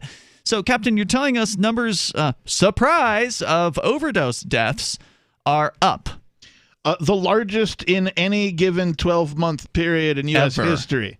Wow. Yeah, and this 12-month period only runs from May 2019 to May 2020. So, the lockdowns and the government overreach regarding COVID-19, the pandemic as it's commonly referred to, really didn't kick in until March. So it's only the last couple of months of this data that we see, anything related to COVID-19 and the lockdowns and that kind of thing and what happened. We're really not going to see the full effect of this thing until next year, whenever the CDC releases their numbers, presumably in June of 2021. I'm not predicting good things. But they've already said they've seen a sharp increase, already prior to the pandemic. So I can only imagine what it's going to be, post-pandemic. It's horrifying. It is. And again, to recap, 37 of the 38 U.S. jurisdictions reported increases in synthetic opioid-involved overdose deaths. These are states, by the way, jurisdictions. They include D.C. I think that's why they use the 37 of 78 or 37 of 38 U.S. jurisdictions. These must be CDC with available jurisdictions. Data. Right. Oh, yeah. okay. Yeah. With available data. But it may be that, I'm just guessing here, it may be that a CDC office handles both South and North Dakota. It may not be that there's one for every state. That's what I'm saying. That's possible. Yeah. 18 of the jurisdictions reported increases greater than 50%. Yeah. Remember, these are overdose deaths. And 10 Western states reported over a 98% increase in synthetic opioid-involved deaths. Wow. The increase in overdose deaths is concerning, said Deb Horry. She's the director of CDC's National Center for Injury Prevention and Control. CDC's injury this is so... I hate when bureaucrats make statements, right? Because you can tell that they say a bunch of words and they don't really say anything. This says, CDC's Injury Center continues to help and support communities responding to the evolving overdose crisis. Our priority is to do everything we can to equip people on the ground to save lives in their communities. What are you flying around in a spaceship or whatever? We must help the people on the ground. How is that going to help somebody from overdosing? It's not. It's not. No. The CDC isn't there when the person goes to the drug dealer's house to purchase whatever drugs it is that they're looking to buy. The CDC isn't there when the person goes home and loads up their needle full of heroin or whatever it is they're preparing to inject into themselves, or their pipe with their methamphetamine or whatever. Right. CDC isn't going to stop that from happening by hanging signs around town telling people to call their telephone number to get some help if they're thinking about killing themselves with drugs. That's not going to help somebody. Right. The way you help people who've got a drug addiction is, if you're the government gang, you could actually legalize drugs. And then or if you're the government gang and you happen upon somebody with some drugs that's not hurting anybody, you could leave them alone. You could. But again, if you actually wanted to help somebody, you could offer. You could say, hey man, looks like you're having a tough time here, and look, we get it. I've gone through it before, that kind of thing. If you can relate to them. Hey, here's what I did. Here's how I got some help. Here's what you could do if you wanted some help. Here's the number you could call to get some help if you wanted to. You won't be arrested. Right. You won't get criminally charged because now we've decriminalized drugs in Oregon. Right. Because what they saw in Portugal, which was now almost 20 years ago, I think, maybe more, maybe 20-ish years ago, that Portugal decriminalized drugs. They made it so that, just like Oregon just did, they made it so that small amounts of personal possession of all drugs became decriminalized, meaning that it wasn't a arrestable criminal offense in order to be caught with those things. Right. And that really resulted in a large number of drug-addicted people going and getting help for the first time ever. Now, why is that? Well, maybe they felt safer. Yeah, they're no longer under the threat from armed goons, right? They no longer have to look over their shoulder to go, oh my gosh, I might get busted for doing this thing, right? So, now they can be more open about it. They can be more honest with themselves. So it's a tremendous success story. Yeah. And that's not even legalization. No, it's not. That's just decrim. And if you do actual research, not just watch one guy's YouTube video, do actual research on the what happens with drugs related to prisons, you will find that these statements, and I've said this on here before, the statements of System of a Down are true. All research in successful drug policy shows that treatment should be increased and law enforcement decreased while abolishing mandatory minimum sentences. Now, I carry that further and just say abolish criminalization of drugs altogether. Right. That's kind of the same thing. It's just I carry it a little further than they do in their lyrics. But if you go online and you look that up, you go, okay, well, what does the research show? It does show that in the countries and areas where they have completely decriminalized drugs and given them treatment, that their drug problem went away. Sure does. So that's what you want to do if you actually care about drug users, because there's a lot of people out there that just don't care. They called our show before and they've said they don't care if somebody kills themselves because of drugs. They're more worried about the people who die because of COVID. Okay. Because to them, human lives are not equal. They don't care about one certain group of people, and they only care about another group of people. To some extent, being detached from, hundreds of thousands of people dying or whatever it is, makes some sense. But, to be evil about it is a whole different thing. More coming up. You can call in to share your thoughts at 603-283-6160, 603-283-6160. This is Free Talk Live. Mounds and mounds of fur. Our hairballs have hairballs. Marquette Mama, she's 10 years old. She has dandruff and an oily coat. I have 2 cats, Sweet Pea and Daisy. Daisy sheds like crazy. If you love your pets as much as I do, you'll want to do what's best for them to live long, healthy, happy lives. DINOVITE.com. I just tried this wonderful Catalicious Dynavite for cats, and my cat has been on it for 2 weeks. She is not scratching anymore. She's not chewing anymore. It is just the best. I was thrilled when I heard Dynavite for cats was coming out because I'd seen the changes in my dog. To introduce my cats to Dynavite, I took the advice from Dynavite and put their food on top of just a scoop in the bowl, just to get them used to it, because I know if I even switch one little thing, they put their nose up to it. There was not one problem. Dynavite for life. You won't believe how happy your cat will be. DINOVITE.com. The Free State Project has reached its goal of 20,000 liberty lovers who've pledged to move to New Hampshire and get active to achieve liberty in our lifetime. Perhaps you're trying to figure out what part of New Hampshire should be your destination. If so, consider Keene. You'll find more than 150 reasons to move to Keene at move.freekeene.com. Keene is famous for its historic, publicity-generating activism, as well as being the liberty media capital of the world. It's home to freekeene.com, New Hampshire's destination for liberty activism, news, and opinion. For years, we've been compiling over 150 reasons to move to Keene at move.freekeene.com, where you'll learn about some of what's happening here and what makes Keene a great place to live. If you love liberty, you'll probably enjoy anywhere you end up in the Shire. But do your due diligence first. Please visit move.freekeene.com for the full list of over 150 reasons to move to Keene. That's move.freekeene.com. There are basically 2 types of advertising: direct response and branding. Radio's great for direct response with its low cost to listener ratio, but audio can't be beat for branding, which is a longer-term endeavor. You want to be the first thing that someone thinks of when they think about your product or service. If you have a local business that you want kept top of mind in your community, call the station. If you need national reach, Free Talk Live's got around 200 radio stations, millions of monthly listening sessions, can suit all budgets, and if we don't think we're right for you, we'll tell you.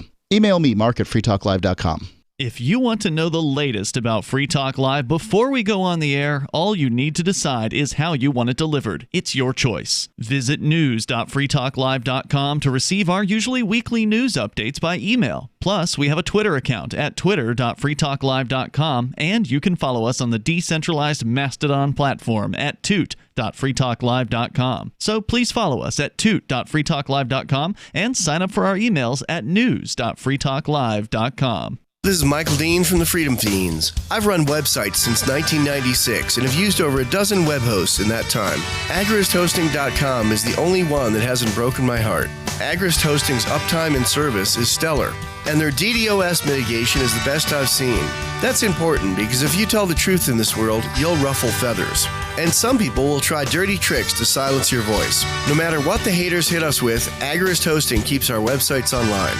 If you have a mission-critical commercial presence or a world-changing activism site, you cannot tolerate any skullduggery. So go with agristhosting.com. Have a WordPress or blog site, but you're not satisfied with performance or uptime? Or just want raw hosting? Want to pay with Bitcoin? Agris Hosting specializes in high-performance hosting with personalized service. Go to agristhosting.com and click on the button that says Get Hosted. That's agristhosting.com.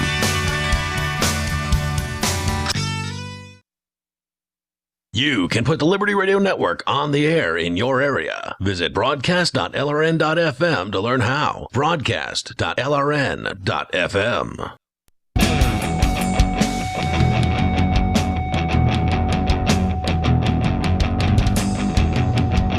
It's Free Talk Live. We're doing a live Saturday episode here because we do this thing 7 nights per week.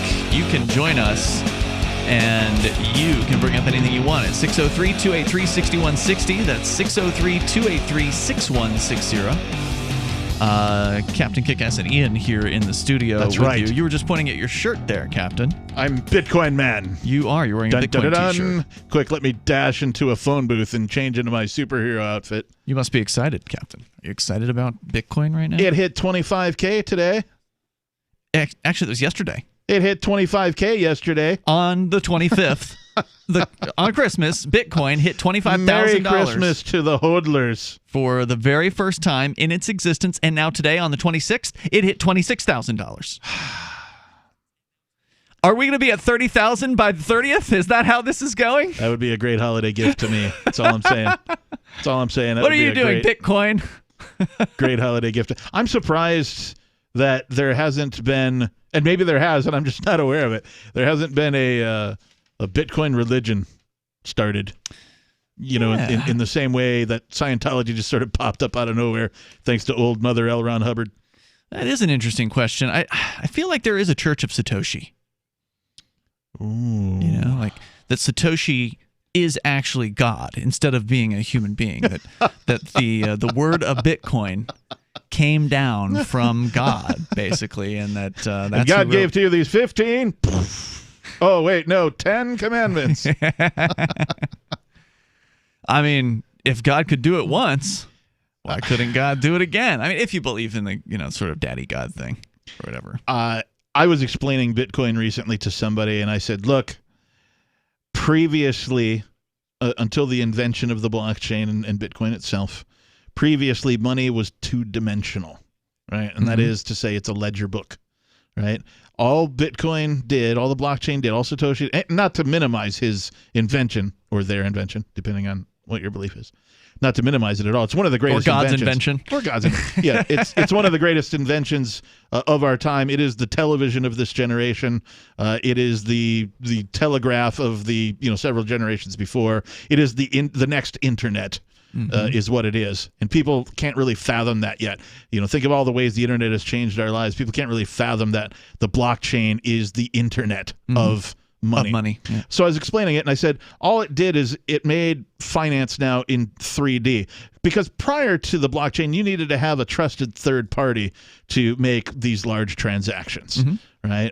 You needed things like escrow and that kind of a thing if you're going to purchase wire transfer, all that kind of stuff. So you needed a trusted third party to do these. You no longer need that. An authority.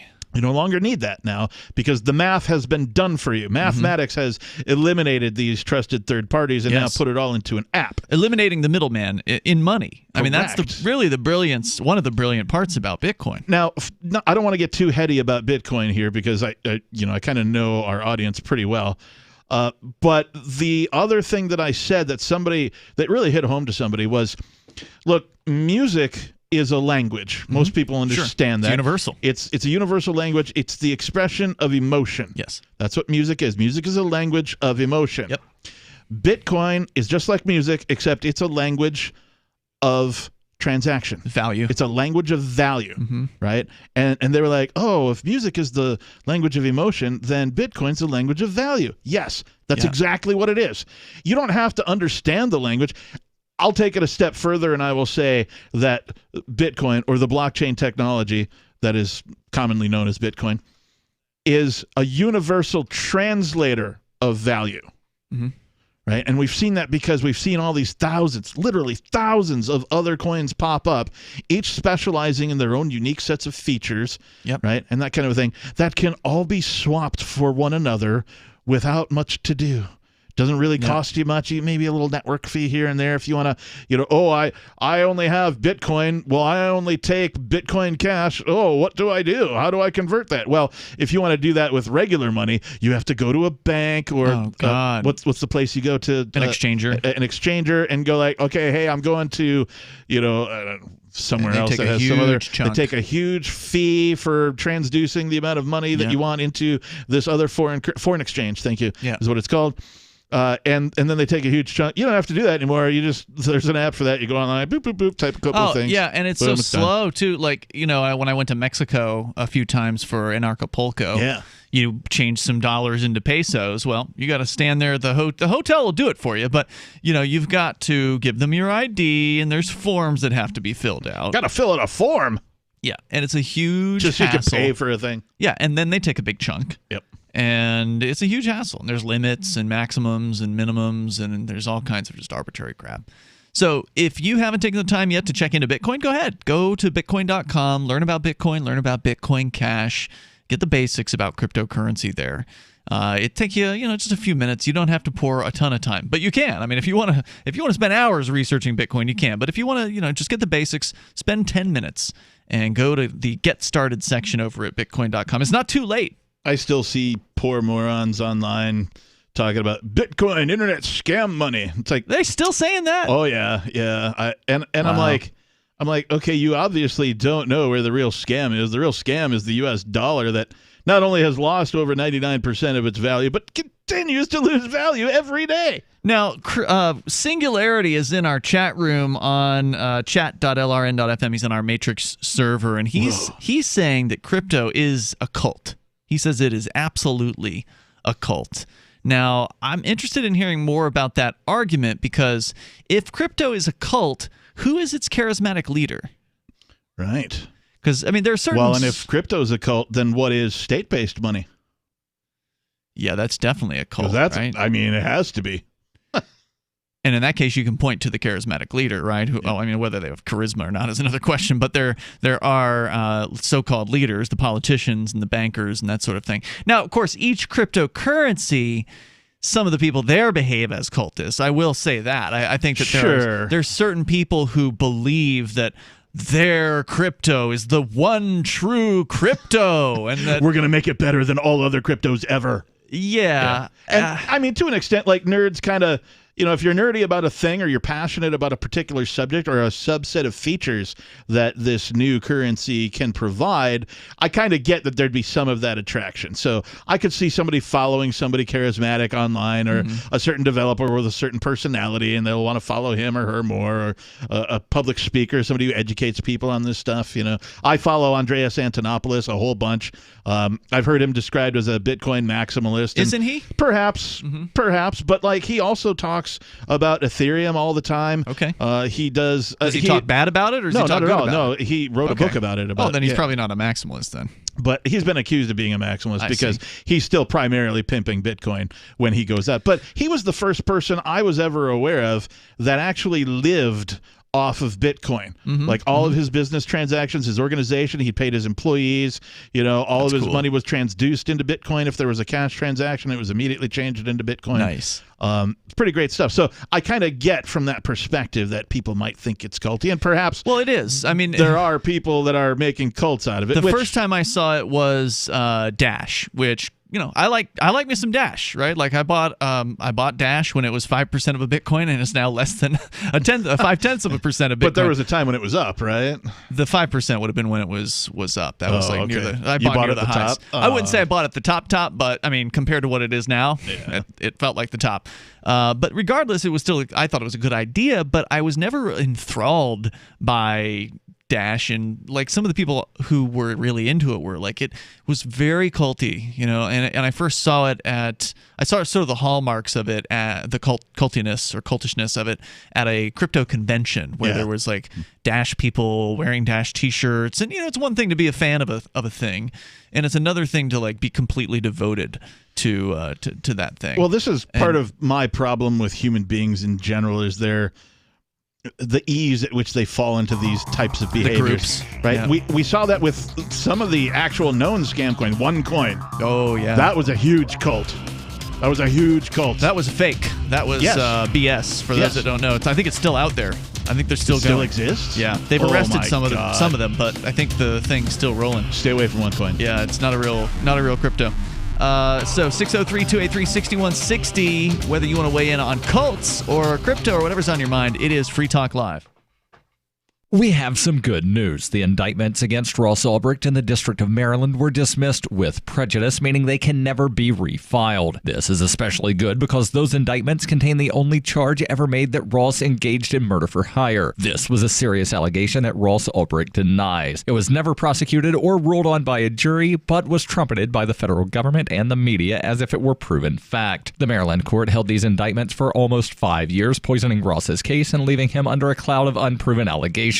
As explained in Ross's appeal to the Supreme Court, the fact that the judge used these allegations to give Ross a draconian sentence of double life without parole violated his Sixth Amendment right to a jury trial. Judges are required to issue sentences based on convictions decided by a jury, not unproven allegations never even charged at trial. Although this is a positive development, the dropped indictment will not set Ross free. Now, a presidential pardon is Ross's only hope of freedom. Sign the petition at freeross.org. freeross.org. Looking for a great real estate investment? Consider New Hampshire, which is ground zero for the Liberty Movement. Your first call should be to Mark Worden from Porcupine Real Estate. He's more than just a real estate agent. He's your New Hampshire concierge. Where are the best places to live? Do you want farm, city, the burbs, or forest? Do you want a duplex or multifamily building so that renters pay your mortgage? There are homes in all price ranges in New Hampshire, and Mark can help with financing too. Invest in liberty and property. Mark Worden can help. PorcupineRealEstate.com.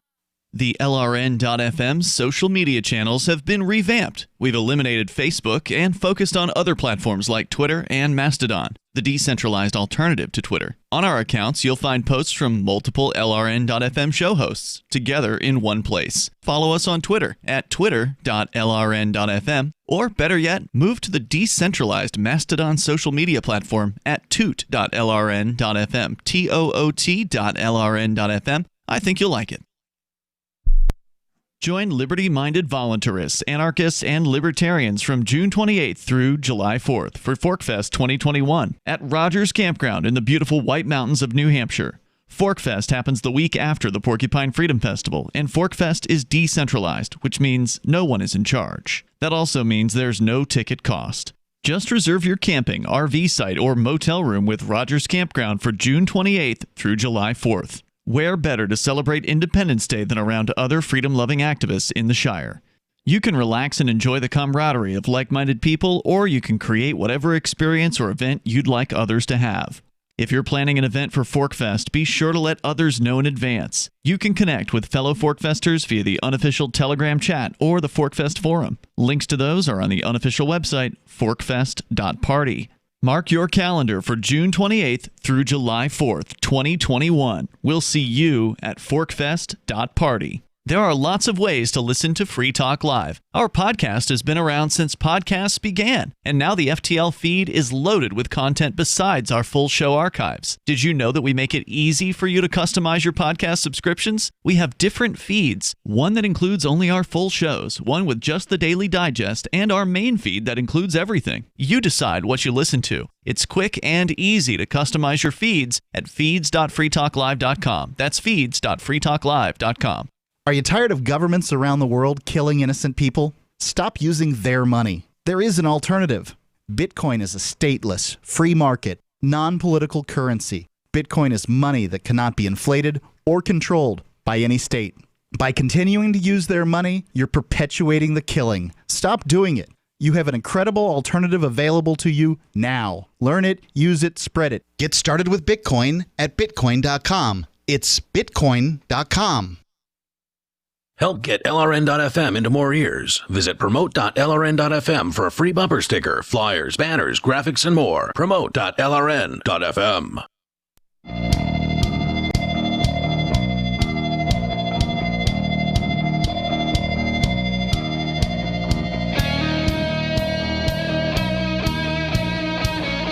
It's Free Talk Live. Open phones as always here, 603-283-6160. That's 603-283-6160. In the studio tonight, you got Ian. And the captain. And don't forget, you can join us online over at freetalklive.com. We do have video streaming services that allow you to watch the show, should you wish. Not that we're the prettiest things in the world, but hey, I got a face for radio, pal. But you can watch it if you like over at our Twitch channel at twitch.lrn.fm or our DLive channel at dlive.lrn.fm. We were just talking about Bitcoin hitting $26,000 one day after it hit $25,000, setting new record highs. In fact, it went as high today, according to the handy little Bitcoin ticker widget that I have, up as high as $26,959 almost today. 27. So wow. almost. That's amazing. And of course, like every Bitcoin fan, I wish I'd have gotten more. Don't we all? But it's not too late. Or I regret cashing in some of them when I did, even though I was up.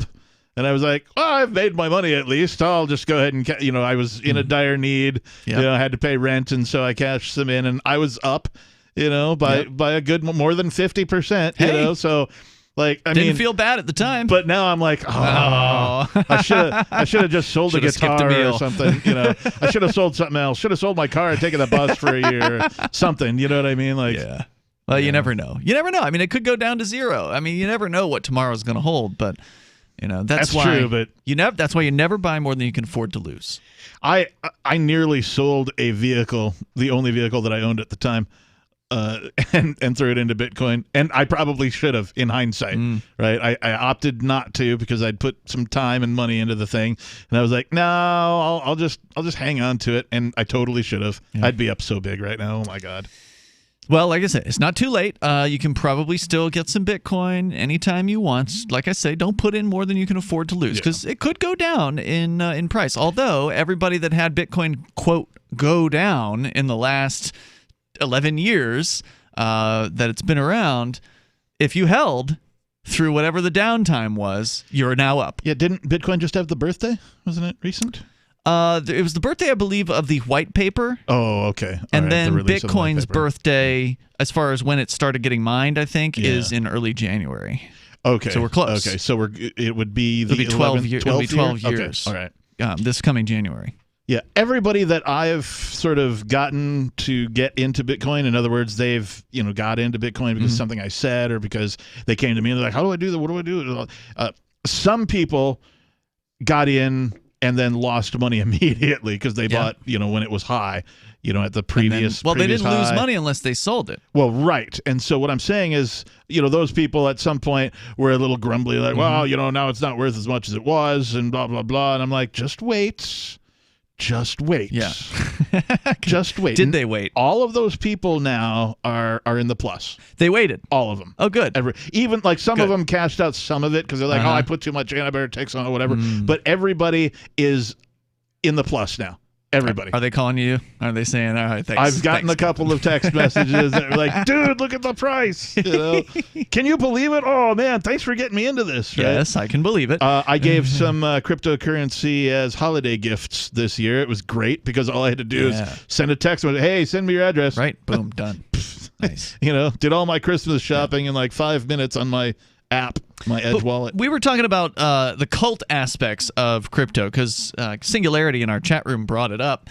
And let's define cult. Yeah, it is important to define that. There are different hallmarks of a cult. So if you look that up, you'll find the list of signs you're in a cult, which is very interesting. And there's a lot of cults out there. But I wouldn't say crypto itself is a cult because crypto is just an idea. Cryptocurrency is just a concept. Yeah. And it's a pretty unassailable concept, honestly. I mean, like, what's wrong with the idea of cryptocurrency? There's nothing wrong with it. It gives more power to the individual. Yes. It takes power out of the hands of banks and governments and transfers the power of money, one of the most important powers of the entire planet, and it puts it in the hands of individuals. That is a huge level of decentralization of power. Yes. That is a huge level of transfer of power from the powerful to the little people. So, I mean, it's unassailable as a technology. Yeah. Cryptocurrency is a technology. It's an advancement in money, and one that was really a long time coming. I mean, it's finally here, thank goodness. And like you said earlier, Captain, we're just on the very beginning of this thing. We're still in the early stages. Yeah, this thing's still just right now. Yeah. At 26, 27,000, even at 30 or 50,000. We're still on the Model T. Stages. I mean, Bitcoin is the Model T of cryptocurrencies. It is out of date. It is slow. It's the original, and it's going to be surpassed, I think, by something else. What that other thing is, I don't know. I've got a couple of different definitions of cult here. Okay. One is a system of religious veneration and devotion directed toward a particular figure or object. And then the other one is a cult is a group or movement held together by a shared commitment to a charismatic leader or ideology. It has a belief system that has the answers to all life's questions and offers special solution to be gained only by following the leader's rules. Yeah, and then there are definitely some charismatic leaders in the crypto space. Well, and I could see culty behavior around the Bitcoin, certainly. That's what I was saying. Yeah. There are cults around specific cryptocurrencies. However, the idea of cryptocurrency is, I don't think you could say that's a cult necessarily. And I'd like to point out, you mentioned unassailable. Governments and corporations the world over have been attempting to take down, eliminate, destroy, otherwise make worthless Bitcoin. It has been failed. Attacked every minute of every day for the last going on 12 years now. They must be doing something. Bitcoin's doing something right if the bankers are attacking it. Right? And the governments. Yeah. The bankers and the government sometimes get together to attack it. Sure, and they've failed. And they've failed. Now, they've failed so hard that now Bitcoin is actually worth more than JP Morgan. Yeah. Bitcoin. It's amazing. The market cap. Absolutely freaking amazing. The global value of Bitcoin. It's just Bitcoin, not the other crypto, because we combine them all together and it's worth even more. Right. But if we just look at Bitcoin, BTC, the number one, the top dog, the king of the hill, that one is worth, I believe the last time we checked, it was in now the top 10, or it was number 11, I think, on the... I believe so, yeah. I bet you it's in the top 10 now of the most expensive or the largest market cap corporations in the United States. Bigger than Disney. Yeah. Bigger than JP Morgan, one of the largest banks on the planet. And it's not going to stop anytime soon. It's fungible. It is decentralized.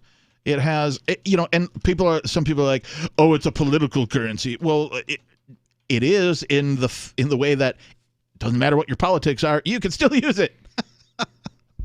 I'm pulling up the list here of the, so what we're going to do is we're going to pull up the list of the largest corporations by, essentially their stock value, their market cap, and then looking at CoinGecko.com, which is a great little site that has the top cryptocurrencies on it and their current market caps and other statistics. Bitcoin is coming close. Not quite there yet. It's $495 billion market cap, so almost $500 billion. I'm trying to remember. Almost. We covered wasn't it bigger than PayPal or something like that? Oh, yeah. It's blown PayPal away. Where was PayPal on this list?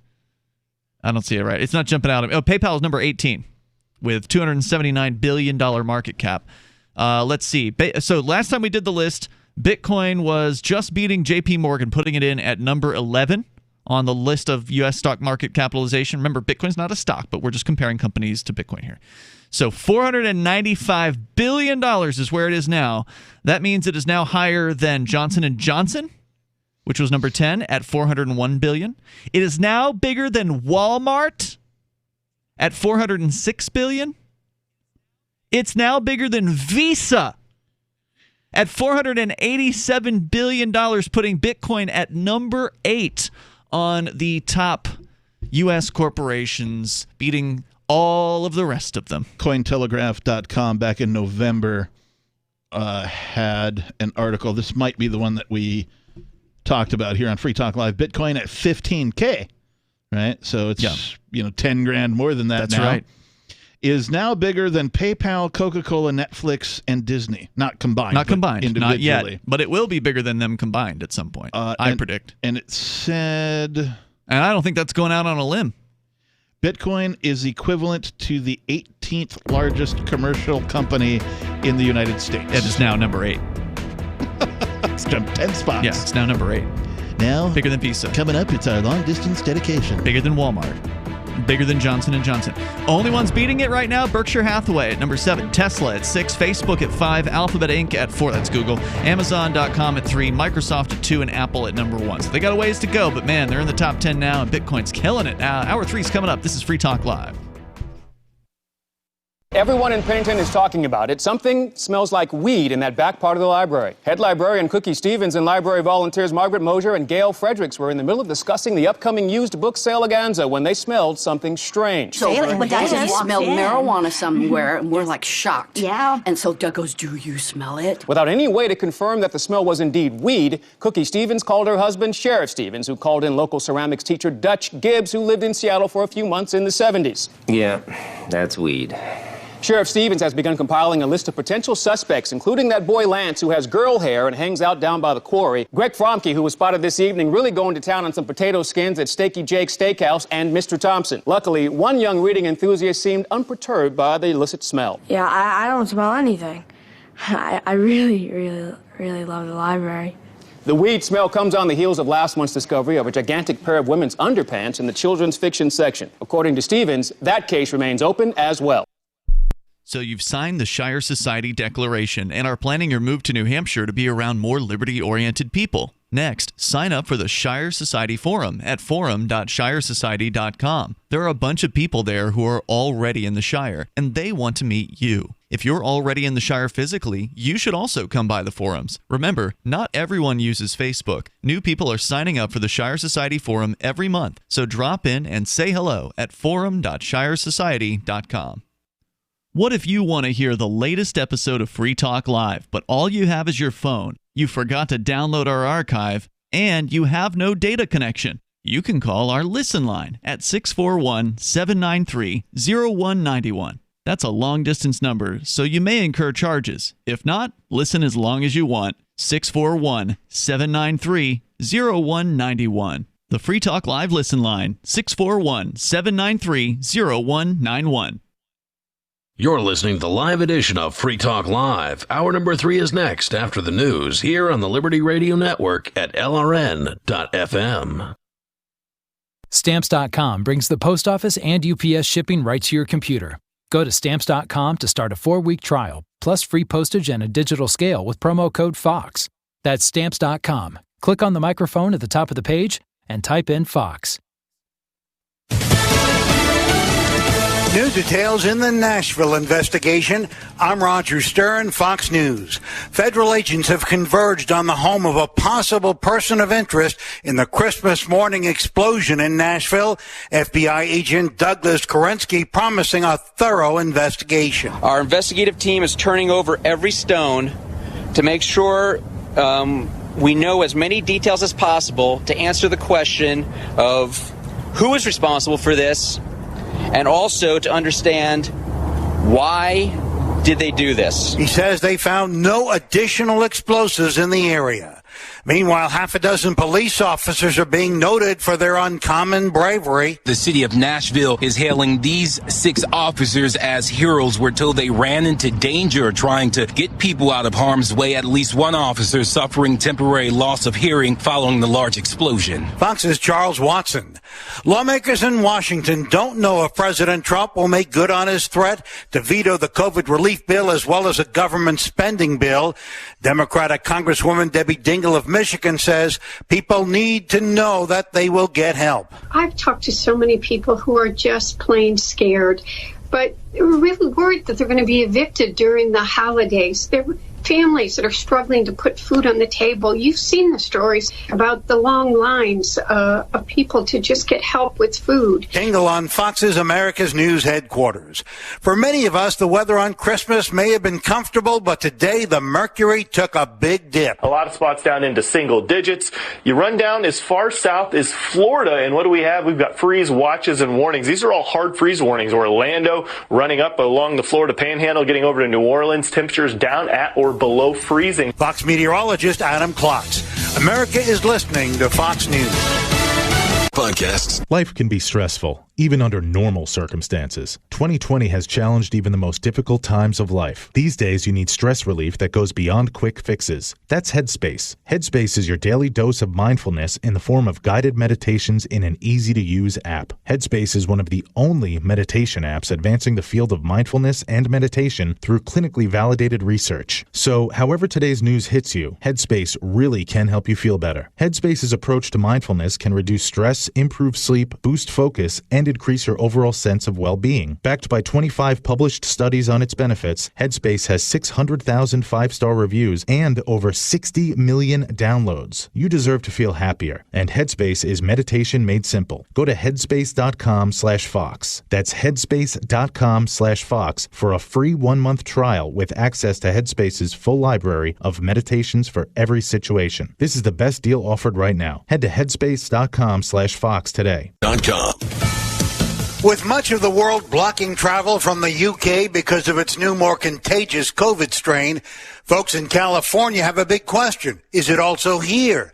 Fox's Christina Coleman says they are testing to find out. L.A. County's public health director said in an interview with the L.A. Times yesterday that the county's labs have started gene sequencing on virus samples collected here, but it will take at least a week before we know for sure. Now, it's unclear if the new strain from Britain is more lethal than the strain that's been wreaking havoc in the U.S. for months, but it's potentially more infectious, which is very concerning. The U.S. is requiring airline passengers from the U.K. to test negative for COVID-19 within 3 days of their trip and provide. The Shire Free Church offers a sanctuary to those seeking an escape from state churches. The Shire Free Church is an interfaith, diverse group of people that may not share identical theological beliefs. As a member in or minister of the Shire Free Church, you are a sovereign individual and may be the faith of your choice. We don't claim to have all of the answers. We are open to all peaceful people. We want to learn from each other. What unifies the Shire Free Church and its diverse members is peace, love, and liberty. There are many paths to God, one for every individual. The Shire Free Church does not define a specific path beyond those parameters that must be your foundation. Peace as your way, love as your guide, and liberty as your light. Learn more at church.shiresociety.com. That's church.shiresociety.com.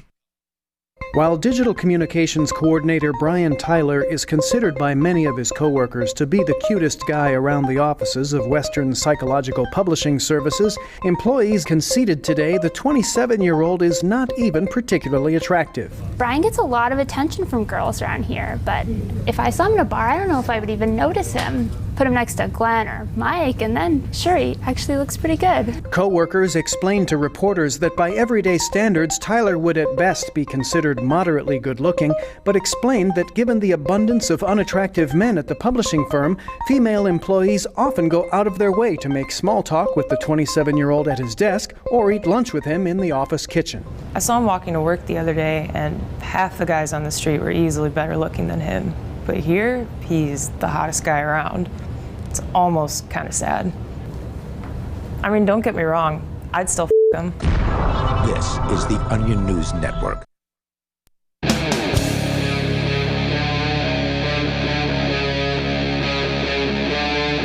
Free Talk Live. Free Talk Live, open phones. As always, the number for you is 603-283-6160.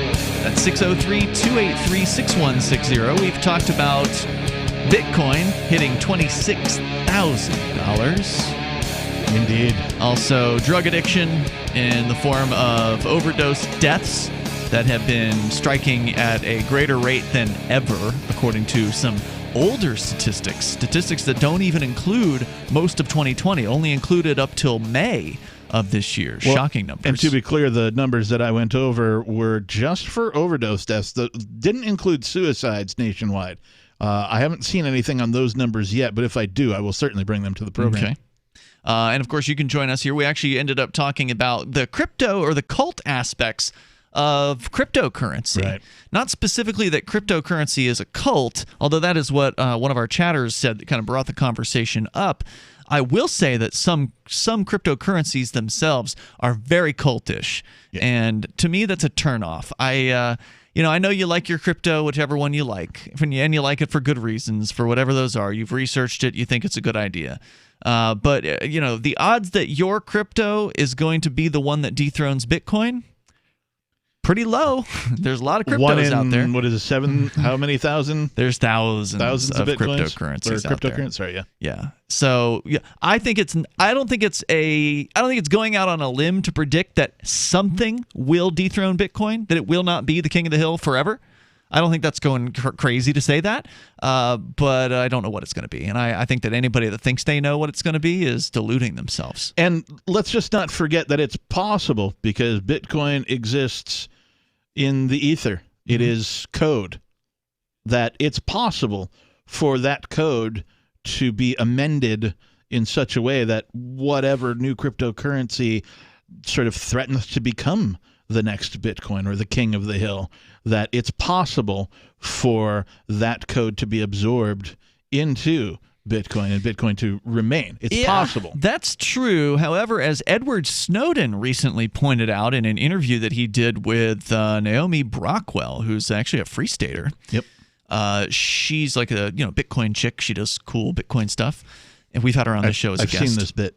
Oh, really? I have not. Yeah, I have not seen. I didn't get in depth, but I've seen what you're about to say. So go ahead and say. I am seeing a Bitcoin.com article about this particular interview. So I've not actually seen the interview itself, but Jamie Redman over at Bitcoin.com is reporting on Edward Snowden, who did this interview. They discussed a number of subjects with Naomi Brockwell, including privacy and Bitcoin. When he spoke on Bitcoin, he delved into the protocol's lack of progressive scaling and privacy.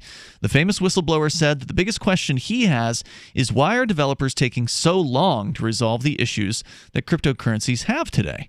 So we know that Snowden is interested in cryptocurrency. He seems to be an advocate for it. Yes. But he's got some, I think, very valid critiques here. Yeah, and it's stuff we've been saying for a while. Exactly. One of his critiques is the anonymity. How come it's how come it's not baked in? How come it's not a default feature? I don't know. And this is supposed to be something that the Bitcoin Core developers addressed as development went on, and to make it more secure and more anonymous, or at least I don't think they addressed jack diddly about anonymity. No, they went off on the Lightning Network tangent, and to stack layers upon layers and that kind of a thing. So we'll see what happens. I'm just saying it's possible that because it's code, right, and because it's open source, right? You want to go see Bitcoin's code, you can go look at it. It's true if you know what you're looking at. Yeah. I can go look at it, but I don't know what I'm looking at. Well, right, but if you're a developer or you know somebody who is, or if you want to start your own coin, right? Well, here is a template for you. Here's the Bitcoin code. You want to make it better? You have some special feature? You have some way to improve it? Please go and do it. Snowden said he's puzzled about the fact that developers have had years to scale Bitcoin and add privacy, but have yet to produce any solutions. When it comes to the transformation from our current monetary standpoint into the digital age, Snowden thinks digital currencies are inevitable. Quote, in fact, we've already seen states recognize that digital currency will be at the next stage of money. They are trying to create competitors now effectively to Bitcoin. I think that they're not really hiding the fact. They are creating so-called central bank digital currencies, which is just a rebranded version of fiat currencies. Yeah, I was going to say he's using terminology, digital currency, and a lot of folks out there might think if you say digital currency, you mean Bitcoin or cryptocurrency. No. They're not the same thing. In fact, the U.S. dollar is mostly digital currency. Yeah, sure it is. The amount of actual cash It's a fraction that exists compared to the numbers that float around and your mortgage contracts, your credit cards, the interest from banks, all that stuff. The U.S. dollar is largely digital currency already anyway. I don't know what percentage it is, but it's got to be a minority percentage. Tiny percentage. Yeah. So, let's be very clear when he's using digital currency as terminology that he does not mean Bitcoin or cryptocurrency unless there's a comparison being made there. Well, no, what he specifically is saying that these are so-called central bank digital currencies, which are a rebranded version of fiat currencies. This is a quote from Snowden. He said further, they don't really have any desirable properties for the public at large beyond the government being able to more effectively disperse stimulus payments. So central bank digital currencies are just another version of the dollar or the yen or the the euro or whatever, and so that means the federal government has total control over those things. Right. What is it? The U.S. dollar, whether it's digital or cash form, is government money. Libra, that's corporate money. Right, digital money. The Facebook? Yeah, the Facebook one. I think they changed the name of it. Whatever. That's corporate digital currency. Right. And then Bitcoin, cryptocurrencies based on Bitcoin, on Satoshi's stuff, Bitcoin itself, Bitcoin Cash, Ethereum loosely, and a bunch of others, 7,000 others. This is money for the people. Bitcoin is, you mean? Yes. Yeah. Yes. Snowden said further, quote, but that unfortunately means, and I don't think a lot of people have the financial understanding to realize, that it actually means they are simply taxing you in a new way, because a stimulus payment is a debasement of the currency at large. Yes, it is. And that is a really good point. It is one that we try to remind people about all the time here, that for the federal government, when they print out more money, they are taking value from any savings that you have. That is what inflation is. It is an inflation of the money supply. It is an increasing of the supply of money chasing around the same amount of goods, and so you see prices go up. If you want a real-life example of how debased the currency has gotten due to inflation and what used to be known as fractional reserve banking, go look up a new car ad from, 1990. And compare that price to a comparable vehicle in 2020. Mm-hmm.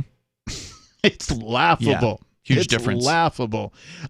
You can go get a small 4-cylinder, 2-wheel drive Toyota pickup now for $25,000 for the base model. No frills, no features. Manual roll-down windows, all that kind of thing. A comparable truck in 1985 was $6,000. The old Mazda, right? The Mazda used to run ads for only Mazda's got a truck for just $57.95. $5,795. Right? So you do the math, you figure it out. There's literally no. You go, oh well, the new truck is more technologically. No, it's not really. Not it's that much difference. They might make parts a little. Okay, you got a rear view camera. Whoopee-doo. But if that's true, the price would come down, has with television sets, right? I used to have to pay, I didn't pay this, but you used to have to pay thousands of dollars for the newest, latest, greatest high-definition technology. And now this Christmas, I saw ads for, 50-inch 4K Ultra TV. $400. $500, $450, something like that, Snowden further said that cryptocurrency in the general sense does not solve the problem of inflation and hidden tax in that way. He added that that the Bitcoin network in a large way makes it more predictable, as it, quote, has a predictable rate of inflation which is constantly decreasing. What he's referring to there is the mining rate of Bitcoin is predictable, meaning that we know what it is right now and we know when it's going to get cut in half. And it's already been cut in half a few times. It started at 50 Bitcoins every 10 minutes roughly coming out into the miners, whichever miner wins it. Those are the days. Then it went to 25, then it went to 12.5, and now it's 6.25, and in couple more years, basically, it's going to go down to 3.125 per 10 minutes. So more coming up here. It's Free Talk Live.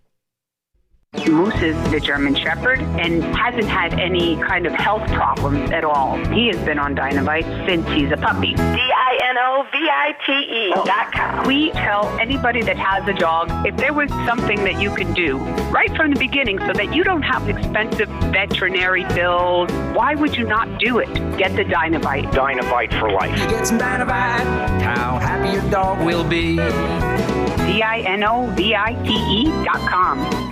What if the United States and the Soviet Union had fought on land, sea, air, and the astral plane, struggled for dominion across parallel dimensions or on the surface of the moon? What wonders would have been unveiled? What terrors would have haunted mankind from those dark and dismal dimensions? Come closer, peer through a glass darkly, and discover the horrifying alternative visions of World War III from some of today's greatest minds in science fiction, fantasy, and horror. Weird World War III. Available now from Baen Books at baenbooks.com. Are you tired of governments murdering people around the world? Stop using their money. There is an alternative. Bitcoin is a stateless, free market, non-political currency. Bitcoin cannot be inflated or controlled by any government. By using their money, you are helping the state. Stop doing it! You have an incredible alternative available now. Learn it, use it, spread it. Get started with Bitcoin at bitcoin.com. That's bitcoin.com. Divvy's been a pretty good investment for Free Talk Live. Their ad campaign started in September 2019, and from mid-March to mid-July, the values soared by 10 times. It's not too late. Divvy's new wallet hasn't even released yet, and other things are happening that I can't even say on the radio. If you want to invest and potentially do well, go to DivvyProject.org. I can tell you that FTL is deepening its partnership with the guys from DivvyProject.org. Past performance is not an indication of future profit. DivvyProject.org. DIVI Project.org.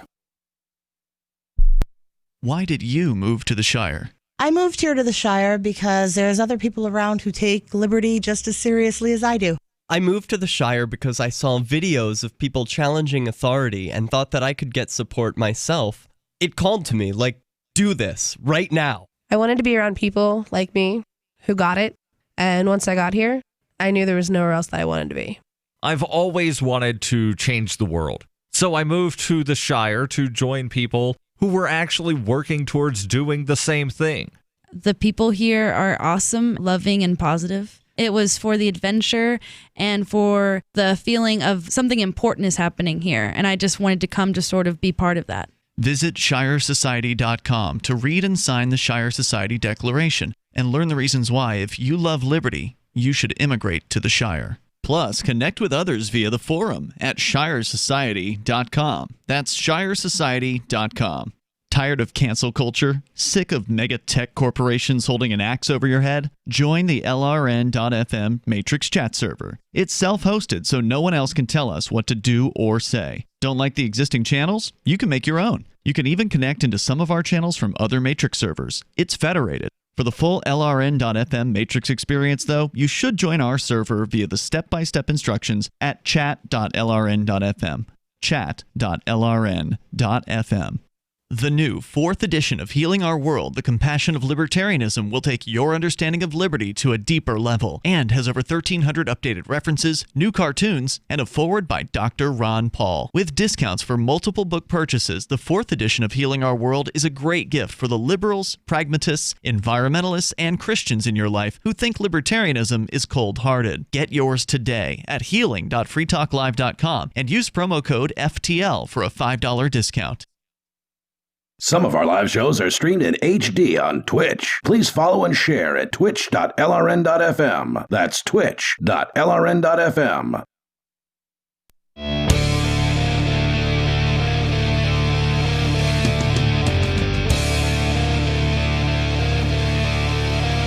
It's Free Talk Live. You can bring up whatever you want. Our number here is 603-283-6160. 603-283-6160. Tonight, it's Ian. And the Reverend Captain Kickass is here. And I want you to know about the Free Talk Live AMP program. I want to say thanks to Mike Spike, who is a Free Talk Live Silver Amplifier. Thank you, Mike. Mike Spike. Yeah, thanks for helping us out here with the AMP program. AMP stands for Advertise, Market, and Promote.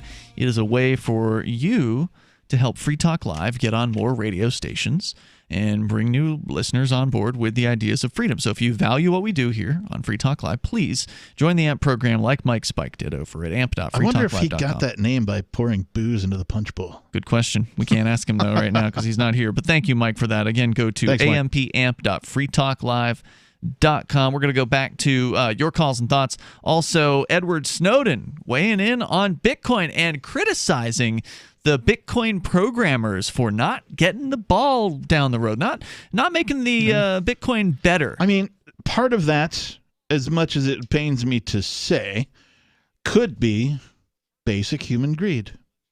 What do you mean? Well, you got to imagine that the developers of Bitcoin are invested in Bitcoin. Right. If they want to make Bitcoin as valuable as possible and they see it climbing in spite of them not having done the things that Snowden criticizes them for, why would they want to, rush that? It seems to me like it would almost be in their interest to let it get worth more and more and more and more before they need to release a feature like that. And then when it starts coming down, they go, well, I don't know, will it? I mean, I don't know. I'm just saying it's possible that some of these people. I mean, look, you got to stay on your game. If you're going to be if you're going to be the king of the hill, which they are. Yep. And by far, they're quite by far the king of the hill. You gotta you gotta innovate, and that's the problem with being the king of the hill. Is it's easy to rest on your laurels and say, well, I've got almost $500 billion. Of course, we're doing it right. We just hit 27,000 today, right? Yeah. That's what I'm saying. They're invested in this product, outside of their jobs. Is really what I'm saying. Right, Bitcoin developers. If you think they're not holding on to some Bitcoin, you're probably wrong. Sure. Yeah. So they want to see that become worth as much as possible, and they see themselves as the king of the hill. And so, because Bitcoin's doing so well, they don't see any reason to hurry it up. It's stupid. It's short-sighted. Of course it is. But these are human beings we're talking about, and human beings have these qualities, sadly. I mean, you see it in corporations all the time. But so many people can see the problem. I mean, yeah, maybe because they're on the inside, they're willfully ignorant to it, but they know this problem exists, and they don't care. That's the thing. They know that Bitcoin is full, and they're okay with it. They think it's fine that it costs $10 to send a Bitcoin transaction. Some of these guys, and I can't speak for all of them. Maybe there are some that don't. I sent $50 yesterday. It cost me 15 cents. With what wallet? BTC out of Edge. Wow, did you customize that? No, just whatever the default was. Wow, you must have low settings or something like that. I probably do have. I've got like default slow. How long did it something. take? How long did it take to confirm? Half hour, something like that. That's it? You must have gotten lucky. For the first confirmation. It was late at night, too. So, yeah. I was going to say, you must have gotten lucky because the last few times I've sent Bitcoin, it's been $6 to $10. Yeah. I mean, I don't really, I'm guilty of the hodling of BTC in particular, like many people are. I don't transact in it very frequently, but when I do, I haven't really experienced a painful fee for transacting it. Now it's higher than very often. It's higher than other cryptocurrencies by quite a large margin, but a few bucks here or there to send some BTC, I'm not complaining about because I've already saved way more than that by not doing it in a bank. So let's go to your phone calls and thoughts, David, and then we'll get more from Edward Snowden on this issue. But first, David is in New Mexico. You're on Free Talk Live with Ian and the Captain. Yeah, here's some what I find to be amusing courtroom antics. So and this is public record, but the dude that was a stepfather to my children. Hey, before you go on, David, I want to ask you to back off your phone like 4 inches because the last time I asked you to do that, it didn't work very well. So back away from it quite a bit. Yeah. It's really how about? Okay, so it's like a foot away from my face right now. Yeah, it hadn't made much of a difference, but it's a little better. Go ahead. Amazingly. Okay. So anyway, the strategy that these two use, meaning my children's mother and the dude that she ended up with after she left me, what they used as a courtroom tactic was to bring in two of their friends, one a neighbor and one a friend, to tell falsified stories on the witness stand against me, just showing that to claim that I violated a court order. There was a mutual no contact order, and they had supplied two witnesses, one that said there was a neighbor that said they saw my vehicle driving by their house, and then the friend said the same thing. Okay. And on the basis of that false testimony, the judge hearing this then issued a violation of a judge's order, which then made it an incident of domestic violence, and then granted them a 2-year restraining order where I had to give up my firearms for that 2 years. So they lied to get that. Now, what is interesting and amusing is that this same guy, and read it from court records, Kurt Odin Elich is the defendant, the dude, the stepfather to my children. He is now in court, and actually they've kind of finalized this, it appears, by reading the court records. And he's in court on 5 different charges, a couple felonies and 3 misdemeanors.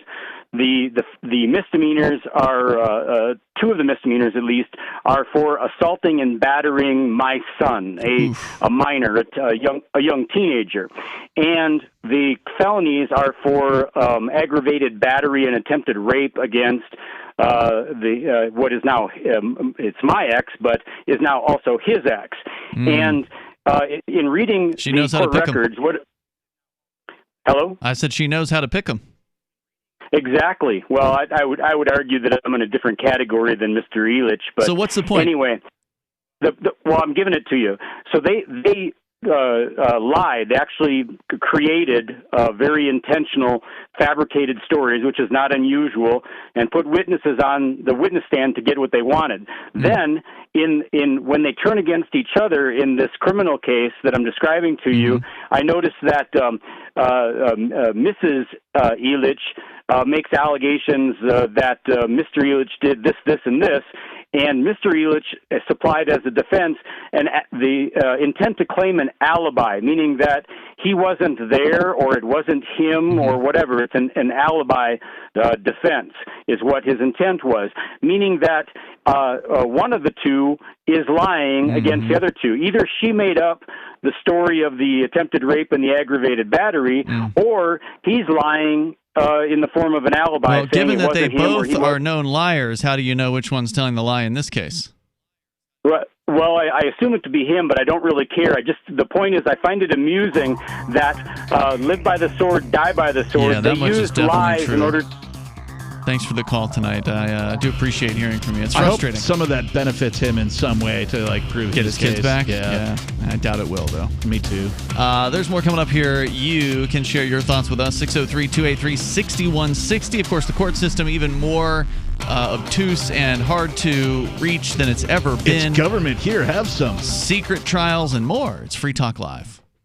Doodle, Stuart, Harold, and Pork Chop. Pork Chop, his beautiful blonde coat is very thick. He's an Akita, German Shepherd, Lab, Husky mix. They did a DNA test on the 4 rescues. The first year is just a complete retraining. Lots of love, discipline, and daily upkeep. I'm a registered nurse and a personal trainer. If I eat healthy, then my dog should eat healthy. DINOVITE.com. They need the vitamins and minerals that Dynovite provides. Dynovite is nutrition. Harold, the Border Collie Pit Mix, has the most beautiful jet black coat. Stuart, my rat terrier, has fur now where he never had it before. Doodle, he's a poodle cocker spaniel. His energy is tremendous. The Dynovite will make your dog happy, vivacious, jump up and down, wag their tails.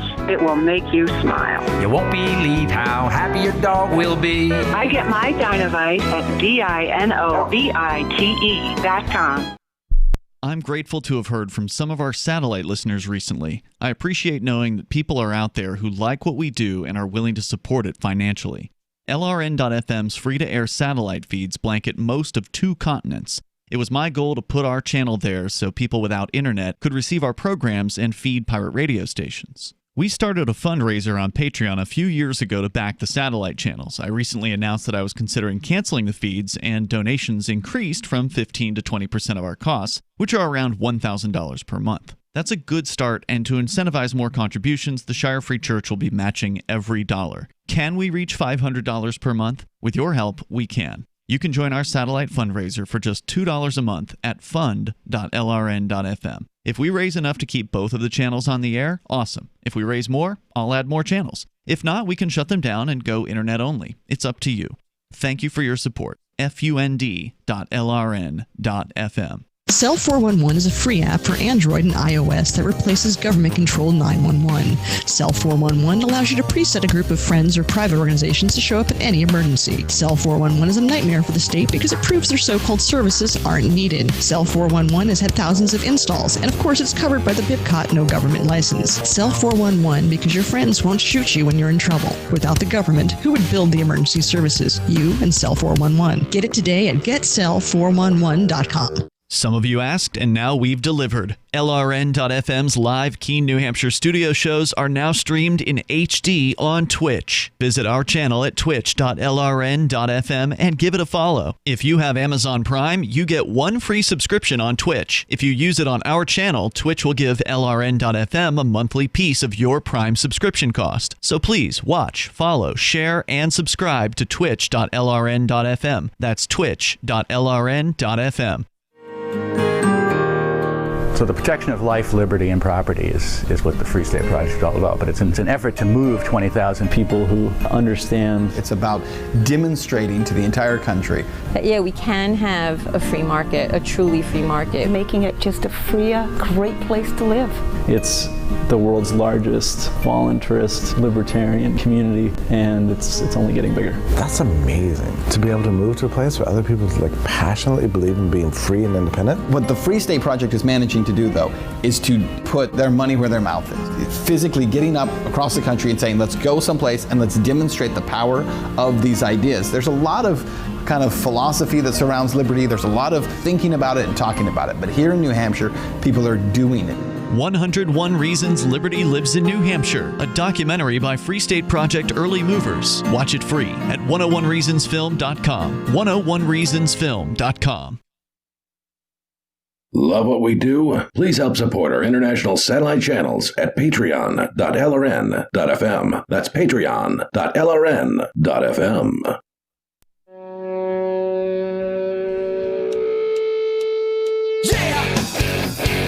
Yeah, it's Free Talk Live, the live Saturday episode of the program. You're invited to join us here and bring up whatever you want. Our number is 603-283-6160. With you in the studio tonight, it's Ian. And the captain. 603-283-6160. And Free Talk Live will be attending Forkfest 2021. It's not too early to start planning. In fact, it's about 6 months away. Were we just talking about this at the break? We were. Actually, you didn't know I was going to talk about it. I had no idea, actually. You were checking the rates for the RV sites down there at Rogers Campground, which has not only just RV sites, but also motel rooms and campsites. So if you want to do, more rustic camping. And I think, if you're that type of person, you want, a cottage. They've got those too. They've got a few of those. They're a little more expensive than everything else. Three or four. Yeah, one of the folks we know, Lord Porcupine. He got one.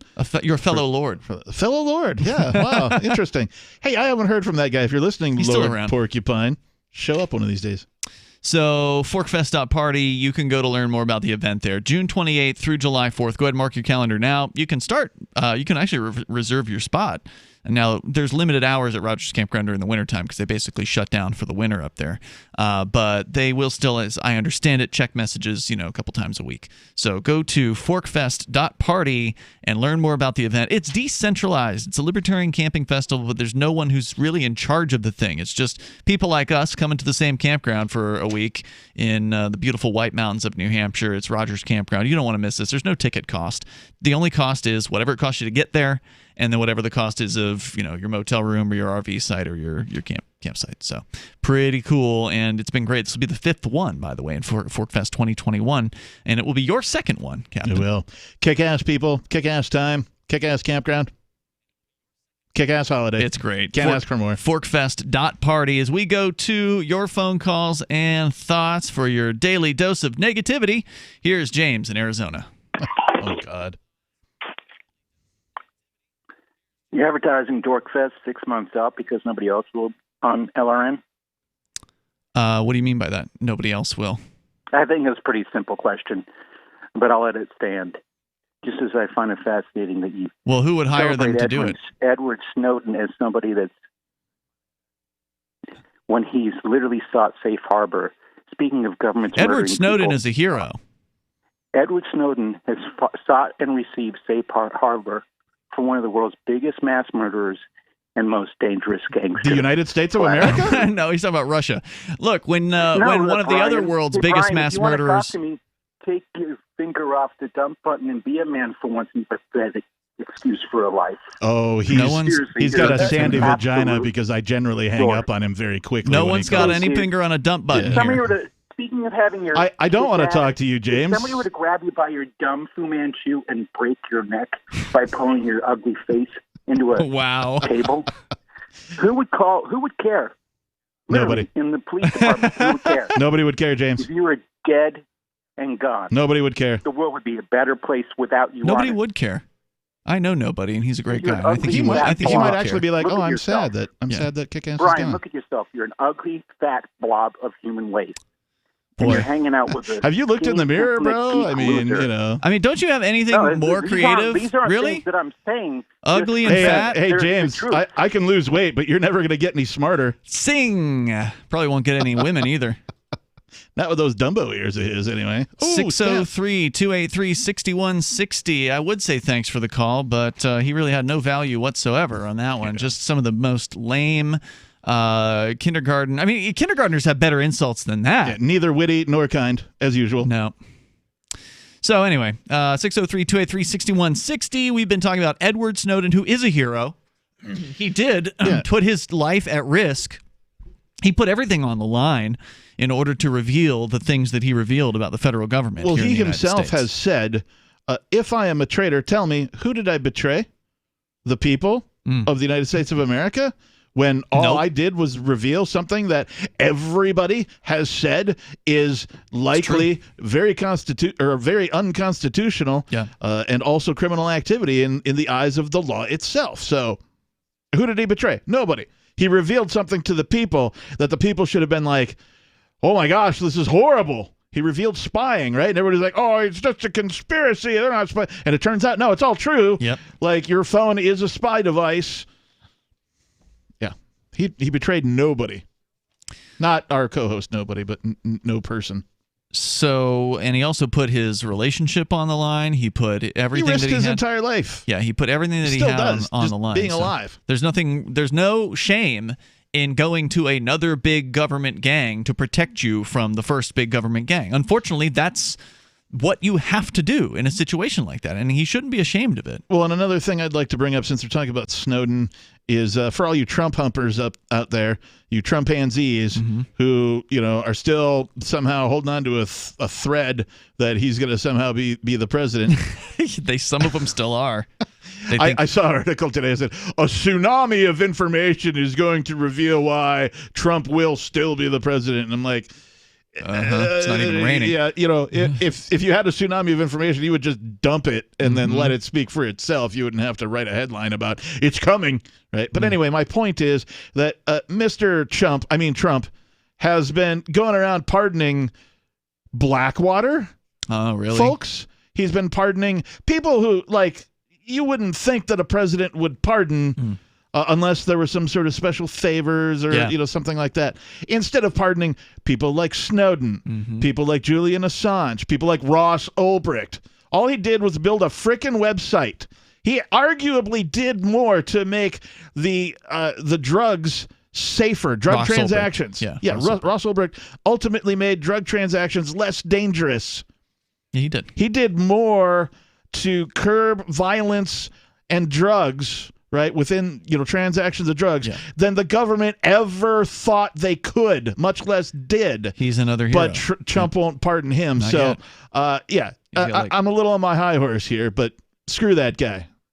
Well, it's not over yet. He could still do something, but I'm not going to get my hopes up. I know a lot of people are and have gotten their hopes up about this. And if Trump really wanted to leave a legacy, then he should do those pardons that you mentioned. But it won't get him any real benefit, besides the legacy. All the chimpanzees thought he was going to drain the swamp. Swamp's still there. Yeah. It's pretty full. Looking pretty nasty. So, Edward Snowden said further that cryptocurrency doesn't solve the problem of inflation and hidden tax in that way. He did add that the Bitcoin network makes it more predictable because the Bitcoin inflation is... Well, it's deflationary in a way. I don't think you can call it deflationary because it is inflating over time. Now, it's deflating in that if you lose Bitcoin, it's gone forever, meaning that if you lose your keys to your Bitcoin, no one else can ever get back into that. So there's probably been a large number of Bitcoins that have been lost over the years. What percentage of it, I don't know. But so it's deflationary in that once it's gone, but it's inflationary in that there is a predictable rate of inflation, but it's predictable, right? Which is different than what politicians do, which is, we need $3 trillion, turn on the printing presses. We need more, another trillion, turn them on. It's all political. Yep. That's completely the only thing you can predict with political inflation is that it will happen and that it will be large. Yeah, the value of what you earn today will be less tomorrow. No doubt. So he goes on. He says, but the problem with everybody moving to digital currencies is we know the Bitcoin network does not support throughput. Unfortunately, the Bitcoin network as it exists does not provide the privacy protections really necessary for these kinds of transactions. And he's absolutely right about that. He says, I think it should, and it could. It's clear to me the developers have realized this should be done, but they haven't actually moved to do it, which is puzzling to me because now they've had years to do it. And that's the thing. It was back in 2017. He's got good points. Yeah, it was back in 2017 when Bitcoin started to hit its first wall as far as being really full, the network being full of transactions and starting to back up and starting to drive the transaction fees to insane territory, which is it's back in now. And so they knew back then. And all they did was fight over how to do the changes that were necessary, and that's why Bitcoin Cash came out. Yeah. Because they couldn't come to an agreement about how to scale up Bitcoin, and so the Bitcoin Cashers, they said, well, we're just going to go off and do our own thing, and we'll scale Bitcoin the way we think it should be scaled. Yep. And they broke away, and then it was the first first chain fork they've ever had of Bitcoin. There's more coming up. Free Talk Live. Negotiation isn't just something union leaders and sports agents do. Your entire day is a series of negotiations. If you have young children, you know that. In fact, your kids can teach you a lot about negotiating with grown-ups. According to the world's greatest negotiator, Herb Cohen, author of You Can Negotiate Anything. Herb says that kids understand the process of decision-making within an organization. When one parent says no, they'll ask the other. And Cohen says children persist and persevere. And like smart negotiators of all ages, kids know that no is an opening bargaining position.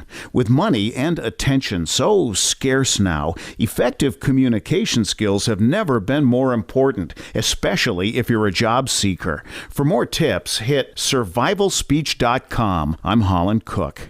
Are you a cryptocurrency advocate? The Crypto Tip is the ideal outreach tool to help new people discover cryptocurrency. It's a printable business card-sized tip that you can give to service providers, preferably in addition to a good cash tip. When the server scans the QR code, it'll bring up an explanation of cryptocurrency, how to install a wallet, and allow them to claim the tip. If they don't claim the crypto, you get your tip refunded to you after a time period you specify. Plus, if they do claim the tip, you get an email alert. Create as many tips as you want at cryptotip.org. That's cryptotip.org.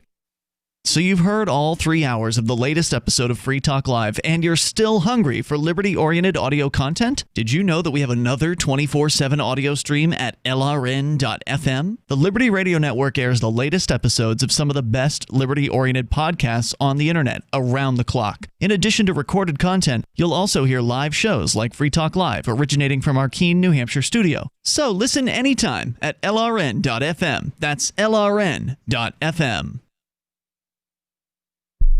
Free Talk Live. So we had a guy call in on Saturday, and he was really kind of befuddled as to why anyone would alter their consciousness at all. Like, he had done a little bit of drinking when he was younger, but he's an older guy, and he just really couldn't get it. And I imagine it's really kind of difficult for somebody who doesn't get it. It's really easy to look down your nose at that point. I imagine it's really difficult for people like that to understand, but the fact is that if you're not altering your consciousness as a being on this planet, you're probably in the minority. Or at some point in your life. Because some people, they kind of get out of it when they get older for whatever reason. They just get tired of it or they've had enough of that experience. By definition, caffeine is a drug. Sure it is. Absolutely. It's a consciousness-altering drug to some Wait extent. until you give me a can of Diet Coke. I will flip out right here. Free Talk Live, 7 nights a week from 7 to 10 Eastern, live on the Liberty Radio Network at LRN.FM. If you want to know the latest about Free Talk Live before we go on the air, all you need to decide is how you want it delivered. It's your choice. Visit news.freetalklive.com to receive our usually weekly news updates by email. Plus, we have a Twitter account at twitter.freetalklive.com, and you can follow us on the decentralized Mastodon platform at toot.freetalklive.com. So please follow us at toot.freetalklive.com and sign up for our emails at news.freetalklive.com. Want to accept Bitcoin at your online store? There's a good chance you already have what you need: a WordPress using WooCommerce and a Bitcoin address. Now all you need to start taking Bitcoin payments on your website is the AnyPay app on your Android or iPhone. Just paste your Bitcoin address into AnyPay, then connect it to your website with our one-click plugin for WordPress. Now your website takes Bitcoin, start to finish, in 15 minutes or less with no complicated steps. Download AnyPay from the App Store today. Now you can follow LRN.FM on the decentralized Mastodon social media platform at toot.lrn.fm, toot.lrn.fm.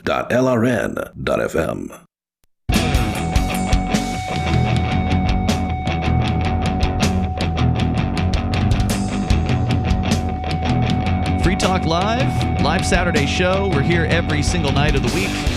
You can join us. Go to freetalklive.com. You can download archives that go back for more than a decade there. You can sign up for our email list, and we'll keep you in the loop whenever there's something that you need to know about Free Talk Live. You'll know it first if you're on the email list. You can sign up for that on pretty much any page on our website. Just go to freetalklive.com. Look for the email sign-up box. It's usually down towards the bottom. With you in the studio tonight, it's Ian. The Lord Reverend Captain Kickass is also here. Indeed. And did you just put another new parody song up? I did, actually. So you had come to me with your COVID carols bit, and I don't know, that was something else that was done previously with Chronic Carols. Chronic Carols. And you almost wanted a decade ago now. You wanted to update that a little bit, and you were like, hey, can you do like some holiday-style parodies? And so I'm like, yeah, sure, I can. And so I rewrote 4 songs, 4 Christmas carols, if you will, into what I call the key of COVID. Mm-hmm. And they're great. So I've changed the words to some of your favorite Christmas carols, and I've made them a little COVID-y, a little Free Talk Live-ish, if you will. Yes. And so I decided, little known to everybody, I actually recorded 3.5 of all 4 songs. Oh, really? But there's some songs that I can sing, some songs that I can't sing, some I sing better than others, that kind of a thing. And so I just picked the best one. And it just happened to be a rewrite of Little Drummer Boy.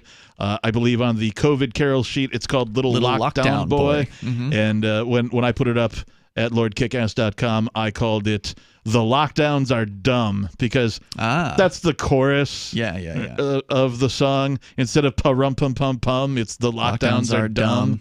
Yeah. Dumb. They are dumb. And so, yes, I did put that up. And it's inspired by you. It is a free track, by the way. It's my gift to anybody listening, anybody that I've already sent a link to. There's normally my downloads are $1 at my website. I use Bandcamp as a host. If you're an artist out there, you're doing music, you want to find a good place to put your music up. But I went ahead and made this one $0. You have to actually enter $0 to get it for free. There's a checkout process that you have to go to. So you could donate for it if you want. Yeah, it actually suggests that you may pay something. Pay whatever you feel is adequate, kind of a thing. Pay what you want. Or don't pay at all. That's fine. Merry holidays, happy Christmas, whatever. I like to say happy effing whatever to everybody. Right So I thought you did a great job with it, man. And for listeners that would like to get the COVID carols, you can actually download the lyrics for all 4 of these songs that you wrote, Captain Kickass. They are available at freekeen.com. So you go to freekeen.com. It's my blog site. It's right there at the top of the page right now. It's the newest story there at Free Keen. There's a PDF file. You read through the story, you'll find the link to the PDF, or just click the graphic. That'll link you right over to the PDF. Dual-sided, full-color song sheet. You can print it out on your printer, or you can, have it professionally printed. And take them to, give them to your friends who care about freedom, and go caroling. Yes, distribute them, use them for caroling. And also props to, what's Johnson's company's name? He has he does LibertyMinded.com, which is a T-shirt company. I thought he had a different name for his graphics. He does. I don't remember what it is. Okay. Well, but kudos to him. You can contact him through Liberty Minded. I think it was called Infinite Twilight, but I don't know what the website is. So, yeah, he did a great job on the graphics there. And like I said, it's free. You can download these songs. You're free to sing them in any way you want. You don't have to pay anybody any royalty fees for that. The intention of these is to get them out there and to get people something fun to do, something that isn't depressing, something that can actually, you can lend your voice to and make it harmonious, because, there's the traditional means of protest is to gather around with signs and chant, and I find chanting to be annoying and harsh and thoughtless and, just awful. Generally, I'm not a fan of chanting. But I got to say, I'm a fan of songs. I'm a fan of singing. I'm a fan of that, that it brings people together. It brings people's voices into harmony. It is something that is so fairly unassailable as far as a protest form is concerned. I mean, it's easy to attack somebody for chanting because it's obnoxious. But singing, it's really hard to really, hate on somebody for singing. So if you've been looking for the right kind of protest, one that's really, going to make an impact on the people that watch it and the people that perform it, these songs, I think, will do that. So check them out at freekeen.com. Let's go to your calls and thoughts here. We're going to bring, I think this was Jeff. Do we have Jeff with us? Yeah, how you doing? Hey, Jeff, you're in Pennsylvania. Go ahead. Yeah. No, I had a solution maybe for some of these legislators that won't listen to us. Okay. And since they're trying to take out like 80% of the gross national product by killing all the small businesses, they're all dependent on small businesses. So are they? If you do a targeted slowdown. How are they dependent on small businesses? I mean, aren't they normally like buddied up with corporations? Like mega corporations? No, I mean, when they want to get their car repaired, they have to get their car repaired. Yeah, true. Correct? They're probably going to a local business for that. When they want to get oil to their house, or their heater fixed, or that's true. Their roofing service, or a window repaired, or a door changed. Good point. Good point. Right? Yeah. So they all call in, they have to call in. Well, have you a list of your local legislatures handy, and you just look on that list and, tell them that your driver has COVID, your crew is whatever. You take the car in for repair, make them wait 3 days for a part. You understand what I'm saying? Yeah, I get what you're saying. So you're saying don't turn them down, but just make them get the worst service they can possibly get. Exactly, and that's 80% of American businesses. That's everything. That's an interesting approach. I got to say, the only fault I would say is not in your idea, but in the fact that some people just won't play along. So there will still be the local business people that want to curry favor with these politicians, and they will basically fillet them in order to hope. You're exactly right. I like your terminology, but you're exactly right. They will, but generally, the more honest business people are the cheaper prices. That's a good point. And so you will find that they will end up either paying more, or they will just get terrible service from, they may have to make 3 calls. If your heater goes down in the middle of the winter. Yeah. That's not a fun thing. And you can't get out there for 2 days, and then they have to go get a part because the supply house, Yeah, I normally don't think ostracism is a particularly. I think it's a valid thing to do, but I don't personally like to engage in it. But I will make an exception for politicians. Oh, absolutely. I think you're absolutely onto something here. This is both sides. This is nonpartisan, right. But none of them are listening because they believe that they are, whether they're going on to. They believe that they're becoming an elite class, and it's about time. Take them down to size. I'm from Pennsylvania, and you know what's been going on with the voting in Pennsylvania, and I can't contact a single legislature by phone. Oh, of course not. Oh, well, yeah. It's different there than it is here in New Hampshire. You can actually call them. If they call up and they need a service, and that service arrives late, or it's an emergency service, and this goes across the board. How do you coordinate that with the that's restaurants? Your pizza comes. Okay, call up a grocery store, get your food delivered. It ends up 4 blocks down the street. No, I get the idea. Of it. Yeah, you have to go run it down. How do you coordinate that with all of the businesses? Because the thing about that's the hardest the part. businesses is that competition, right? So if I get bad service from Joe the plumber one day and he takes 3 weeks to solve my problem, the next time I'm going to call Bill the plumber instead of Joe. Yeah. How do you get Bill and Joe on the same page? Thank you for the call tonight, Paul or Jeff. I really appreciate hearing from you. That was my objection, Captain, is that there's going to be somebody who wants to I love create. the idea. It's great. They should suffer more than the people that they make suffer from their stupid stuff. I don't think you can get all the businesses on the same page because somebody's going to want the money. They're going to want even a bunch customer. of them. You know what I mean? Like. You'd have to talk to them. I mean, you'd have to call your competitors and say, hey, how do you feel about this? Would you be willing to do this? But if there were enough businesses who told these politicians, wouldn't even want to serve them. I'd be like, I'm sorry, we don't serve your kind. We don't serve your kind. And by your kind, I mean politicians and cops. So out of time bureaucrats tonight. Yeah, all the bureaucrats. Maybe they'll move out and go to Massachusetts or something. See you tomorrow night. Online in the meantime, freetalklive.com. Is spreading the message of liberty, cryptocurrency, and peace around the globe worth $2 per month to you? As you may already know, in addition to our internet feed, LRN.FM broadcasts on free-to-air satellite across North and Central America, as well as Sub-Saharan Africa. And we've been available on satellite for free 24/7 since 2010.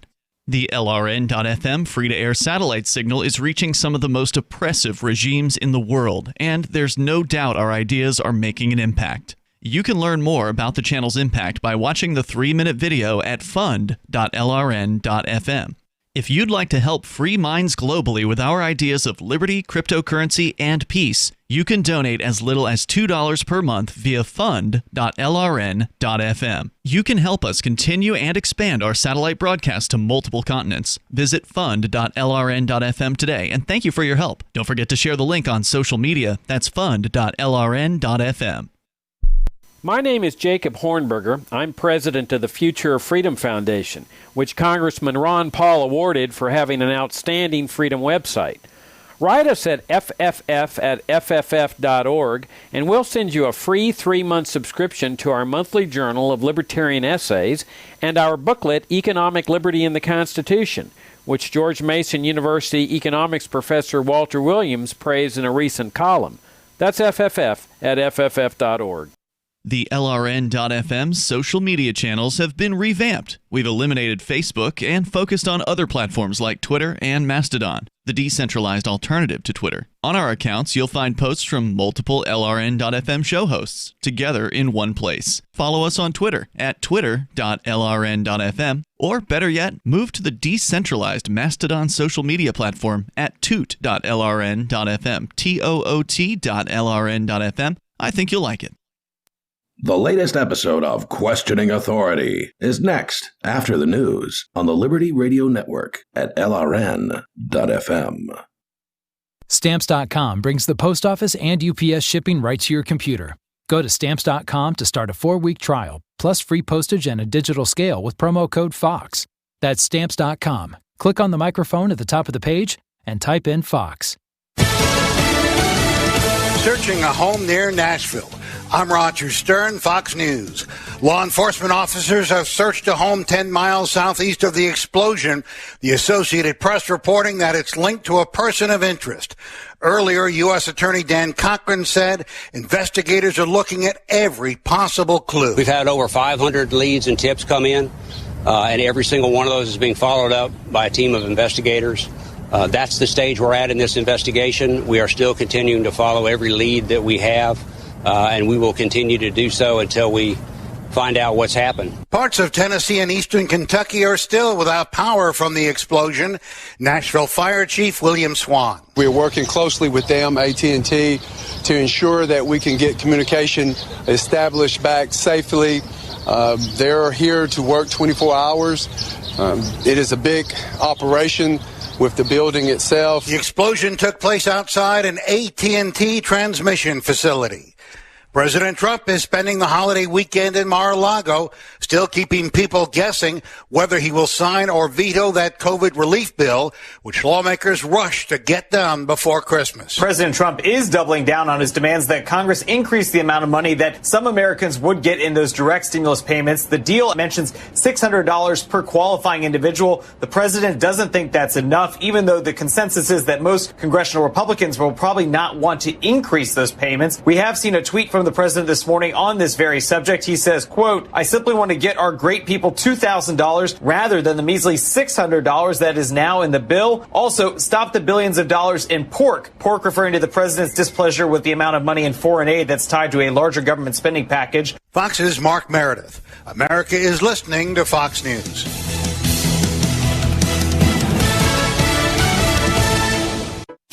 This holiday season, more people will be mailing stuff than ever before. Stamps.com brings the post office and now UPS shipping right to your computer so you can mail and ship anything from the convenience of your home or office. With Stamps.com, you can print postage on demand and save money with deep discounts you can't even get at the post office. Like 5 cents off every stamp, up to 40% off priority mail, and up to 62% off UPS shipping rates. Print official stamps and labels right from your computer for any letter, package, or class of mail, anywhere you want to send. Once your mail's ready, schedule a pickup or drop it off. It's a no-brainer. Don't spend a minute of this holiday season at the post office. Right now, listeners get a special offer that includes a 4-week trial plus free postage and a digital scale with no long-term commitment.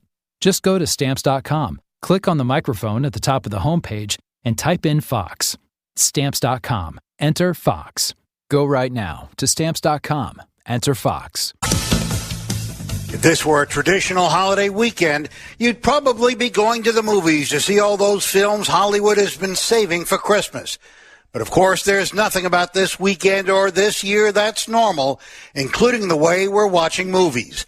Fox's Carmen Roberts has more. Wonder Woman 1984 makes a dual splash during its debut. Think about finally having everything you always wanted. The Wonder Woman sequel hit theaters and HBO Max Christmas Day. Other movies like Disney's Soul chose just to stream it. And Tom Hanks' latest film, News of the World, debuted in theaters. Carmen Roberts, Fox News. The Shire Free Church offers a sanctuary to those seeking an escape from state churches. The Shire Free Church is an interfaith, diverse group of people that may not share identical theological beliefs. As a member in or minister of the Shire Free Church, you are a sovereign individual and may be the faith of your choice. We don't claim to have all of the answers. We are open to all peaceful people. We want to learn from each other. What unifies the Shire Free Church and its diverse members is peace, love, and liberty. There are many paths to God, one for every individual. The Shire Free Church does not define a specific path beyond those parameters that must be your foundation. Peace as your way. Love as your guide. And liberty as your light.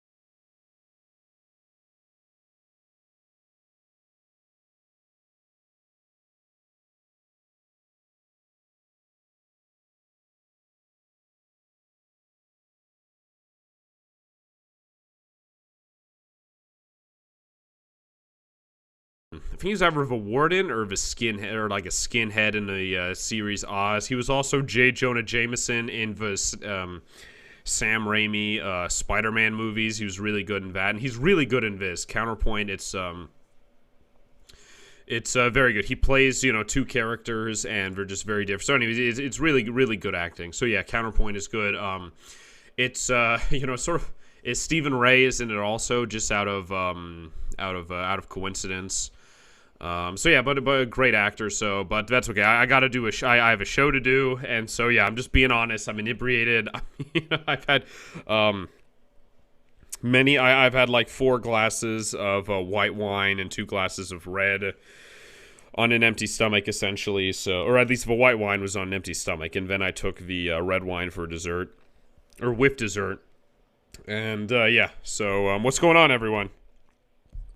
Thank you for tuning in. Shit, I have to turn the volume up. What's going on, Shay Ginger? What's going on, Eagle Die Flesh Curse? What's going on? Thank you for following, Edamac. Merry Christmas. Merry Christmas to everyone. And so now this picture here that I have for the opening image, this was tweeted by none other than Gina Carano. And and she's famous for being the chick, pretty much the only chick whose face you see, or at least from season 1. I haven't watched season 2 of The Mandalorian late yet, although the big cameo at the end was spoiled for me because of fucking Twitter and these entertainment journalists, right? They think just because the season is over is just because like 12 hours passed since the end of the season, right? The season finale, that they think it's okay to spoil the whole fucking thing. Because I was going to wait to acquire Star Wars The Mandalorian from that Swedish pirate ship that comes around occasionally. But yeah, anyway, so you might recognize her from there. I actually recognize her. She played the Soviet commando Natasha in Red Alert 3, which is a great Command and Conquer video game.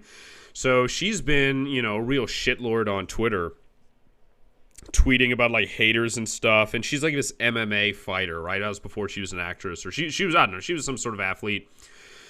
So she's no pushover, and so she actually tweets out an image with a Monopoly board with like with pyramids and globes and gold and skulls and the planet Saturn. This is a thing that's straight out of the Illuminati card game, and it shows this board game surrounded by people at seats. So the only ones I can recognize, this looks like Zygmunt Brzezinski.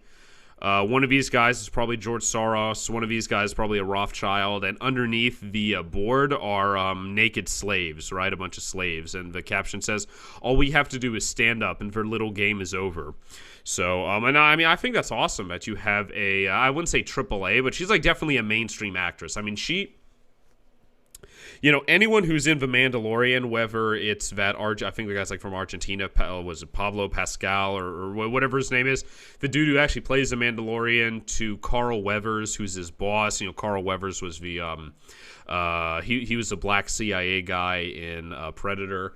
Those people are more relevant now than anyone in Hollywood, because The Mandalorian's the only major show that's been releasing.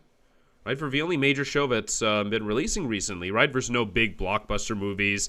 I saw on Netflix there's some show with George Clooney, but really, I mean, other than middle-aged women, I don't think anyone really cares about George Clooney. So the fact that she's tweeting shit out like this out, Gina Carano, and then of course you have the idiots in the reply saying Gina going full crackpot is pretty wild, even for 2020 standards. So yeah, I mean, calling out the powers that be, right? These rich assholes who rule over everyone, that's crackpot, yeah. So and this is just another reason why you shouldn't look into the comments ever. Well, I mean, not ever, right? Like occasionally, like I appreciate open comments, because like sometimes there could be more information that an article didn't cover or that was initially covered or whatever. But in this case, when it's opinion-based stuff, I mean, it's just the comments are just like, it's just, diarrhea in zeros and ones. So tonight we have a lot to cover, especially this national. Bitcoin.com has launched a trading platform at local.bitcoin.com, allowing you to buy or sell Bitcoin Cash via dozens of payment methods like PayPal, Venmo, bank deposit, remittances, or meeting in person with cash. There are no ID requirements to sign up for and use the site, and all communications between buyers and sellers are encrypted. Finally, a global trading platform that respects your privacy. Visit local.bitcoin.com to get started trading Bitcoin Cash. Local.bitcoin.com. Why did you move to the Shire? I moved here to the Shire because there's other people around who take liberty just as seriously as I do. I moved to the Shire because I saw videos of people challenging authority and thought that I could get support myself. It called to me, like, do this, right now. I wanted to be around people like me who got it, and once I got here, I knew there was nowhere else that I wanted to be. I've always wanted to change the world, so I moved to the Shire to join people who were actually working towards doing the same thing. The people here are awesome, loving, and positive. It was for the adventure and for the feeling of something important is happening here, and I just wanted to come to sort of be part of that. Visit ShireSociety.com to read and sign the Shire Society Declaration and learn the reasons why, if you love liberty, you should immigrate to the Shire. Plus, connect with others via the forum at ShireSociety.com. That's ShireSociety.com. You're already listening to LRN.FM, whether via our 24/7 satellite feed, online streaming audio, or our video feeds. LRN.FM's content is available in multiple ways, but what if all you have is your phone and no data connection? You can call our listen line at 360-398-4482. That's a long-distance number, so you may incur charges. If not, listen as long as you want. 360-398-4482.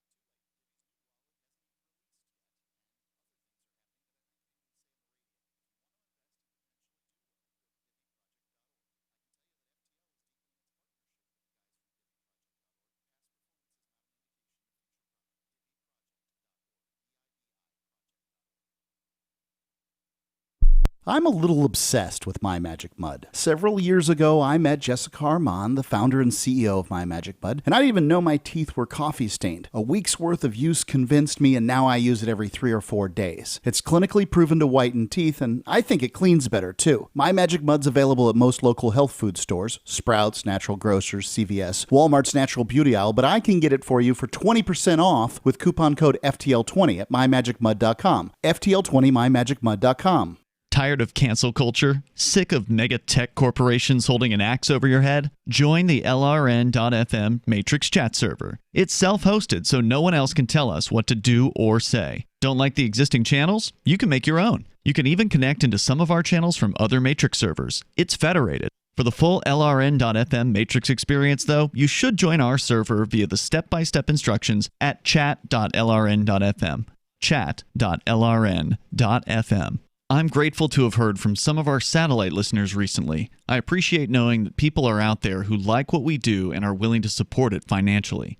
LRN.FM's free-to-air satellite feeds blanket most of 2 continents. It was my goal to put our channel there so people without internet could receive our programs and feed pirate radio stations. We started a fundraiser on Patreon a few years ago to back the satellite channels. I recently announced that I was considering canceling the feeds, and donations increased from 15 to 20% of our costs, which are around $1,000 per month. That's a good start, and to incentivize more contributions, the Shire Free Church will be matching every dollar. Can we reach $500 per month? With your help, we can. You can join our satellite fundraiser for just $2 a month at fund.lrn.fm. If we raise enough to keep both of the channels on the air, awesome. If we raise more, I'll add more channels. If not, we can shut them down and go internet only. It's up to you. Thank you for your support. fund.lrn.fm. This is the Liberty Radio Network, broadcasting the latest liberty-oriented audio content 24 hours a day at lrn.fm.